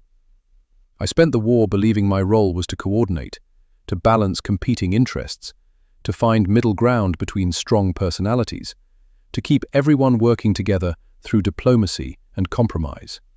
George Patton taught me something different. Leadership sometimes means enabling genius, even when it creates chaos, means protecting audacity, even when it violates doctrine, means recognizing that exceptional talent does not fit into normal systems because it transcends those systems. I did not create George Patton, did not make him what he was. I simply did not destroy him, did not let political pressure or diplomatic complications or violated regulations cause me to remove him from command. And sometimes, that negative capability, the ability to not do something, is the most important decision a leader makes. The question history will ask is not whether systems or genius win wars. The question is whether leaders are wise enough to use both when the moment demands it. To recognize that contradictory methods can serve common objectives, that speed and preparation, audacity and caution, genius and system are not opposites to choose between, but complementary approaches to employ simultaneously. He sets down his pen. Thinks about that morning in March 1945, reading a report that said 50,000 prisoners in one night, about flying to Frankfurt, about standing in that room watching Patton point at maps and explain his philosophy, about saying the words that defined them both. Some men make the impossible routine. Rarer still are leaders who recognize genius when they see it, who enable it rather than suppress it, who use exceptional talent to achieve exceptional results. 1949. The U.S. Army publishes Field Manual 17-100, The Armored Division. Sections are directly based on Third Army's operations in 1945. The manual codifies Patton's emphasis on speed and deep penetration into official doctrine, makes his methods teachable, turns genius into system. Future armor officers will study these principles at Fort Knox. At the Command and General Staff College, we'll learn that speed itself is a weapon, that operational tempo can paralyze enemy decision-making, that maintaining momentum often matters more than careful consolidation. 1980s. The US Army develops air-land battle doctrine, the concept of deep strikes into enemy rear areas, of disrupting enemy command and control before enemy forces can organize effective resistance, of operating inside the enemy's decision cycle. The intellectual lineage traces directly to what Patton proved in 1945. To the demonstration that moving faster than the enemy can think defeats them more effectively than superior firepower. 2003. American armored forces drive from Kuwait to Baghdad in 3 weeks, bypassing Iraqi strongpoints, cutting supply lines, creating paralysis through speed. Iraqi forces surrendering not because they are defeated in combat, but because American forces are already past them, already behind them, already making resistance pointless. The echoes of March 1945 are unmistakable. March 23rd, 1945. We return one final time to that moment, to Eisenhower's office at dawn, to the report on his desk. 50,127 prisoners, 18 hours. He picks up his pen, writes 3 words in the margin of the report. Impossible made routine. DDE. 3 words that captured a truth about warfare, about leadership, about human potential when exceptional talent is enabled rather than suppressed. 3 words that would be quoted in military academies for generations. 3 words that recognize genius without claiming to possess it. And perhaps that is the final lesson, the one that transcends tactics and strategy and doctrine, the one that applies to any human endeavor requiring leadership of exceptional people. Great leaders do not need to be geniuses themselves. They need to recognize genius in others, enable it, protect it, use it, direct it toward worthy objectives. And sometimes, most importantly, they need to simply not destroy it. Need to resist the institutional pressure to suppress anything that does not fit normal patterns. Need to protect exceptional talent from the systems designed for normal talent. In 18 hours, George Patton changed warfare, demonstrated that speed could achieve what firepower alone could not, that operational tempo could paralyze enemies more effectively than superior numbers. In one sentence, Dwight Eisenhower defined leadership, recognized genius, acknowledged what Patton had achieved, articulated the principle that some men make the impossible routine. In 3 words, written in a margin, both truths were preserved for history. The impossible made routine. Not through magic, not through luck, through understanding warfare at a level that doctrine had not yet reached, through moving faster than enemies could respond, through weaponizing speed itself, and through leadership wise enough to recognize it, enable it, use it. Both lessons endure.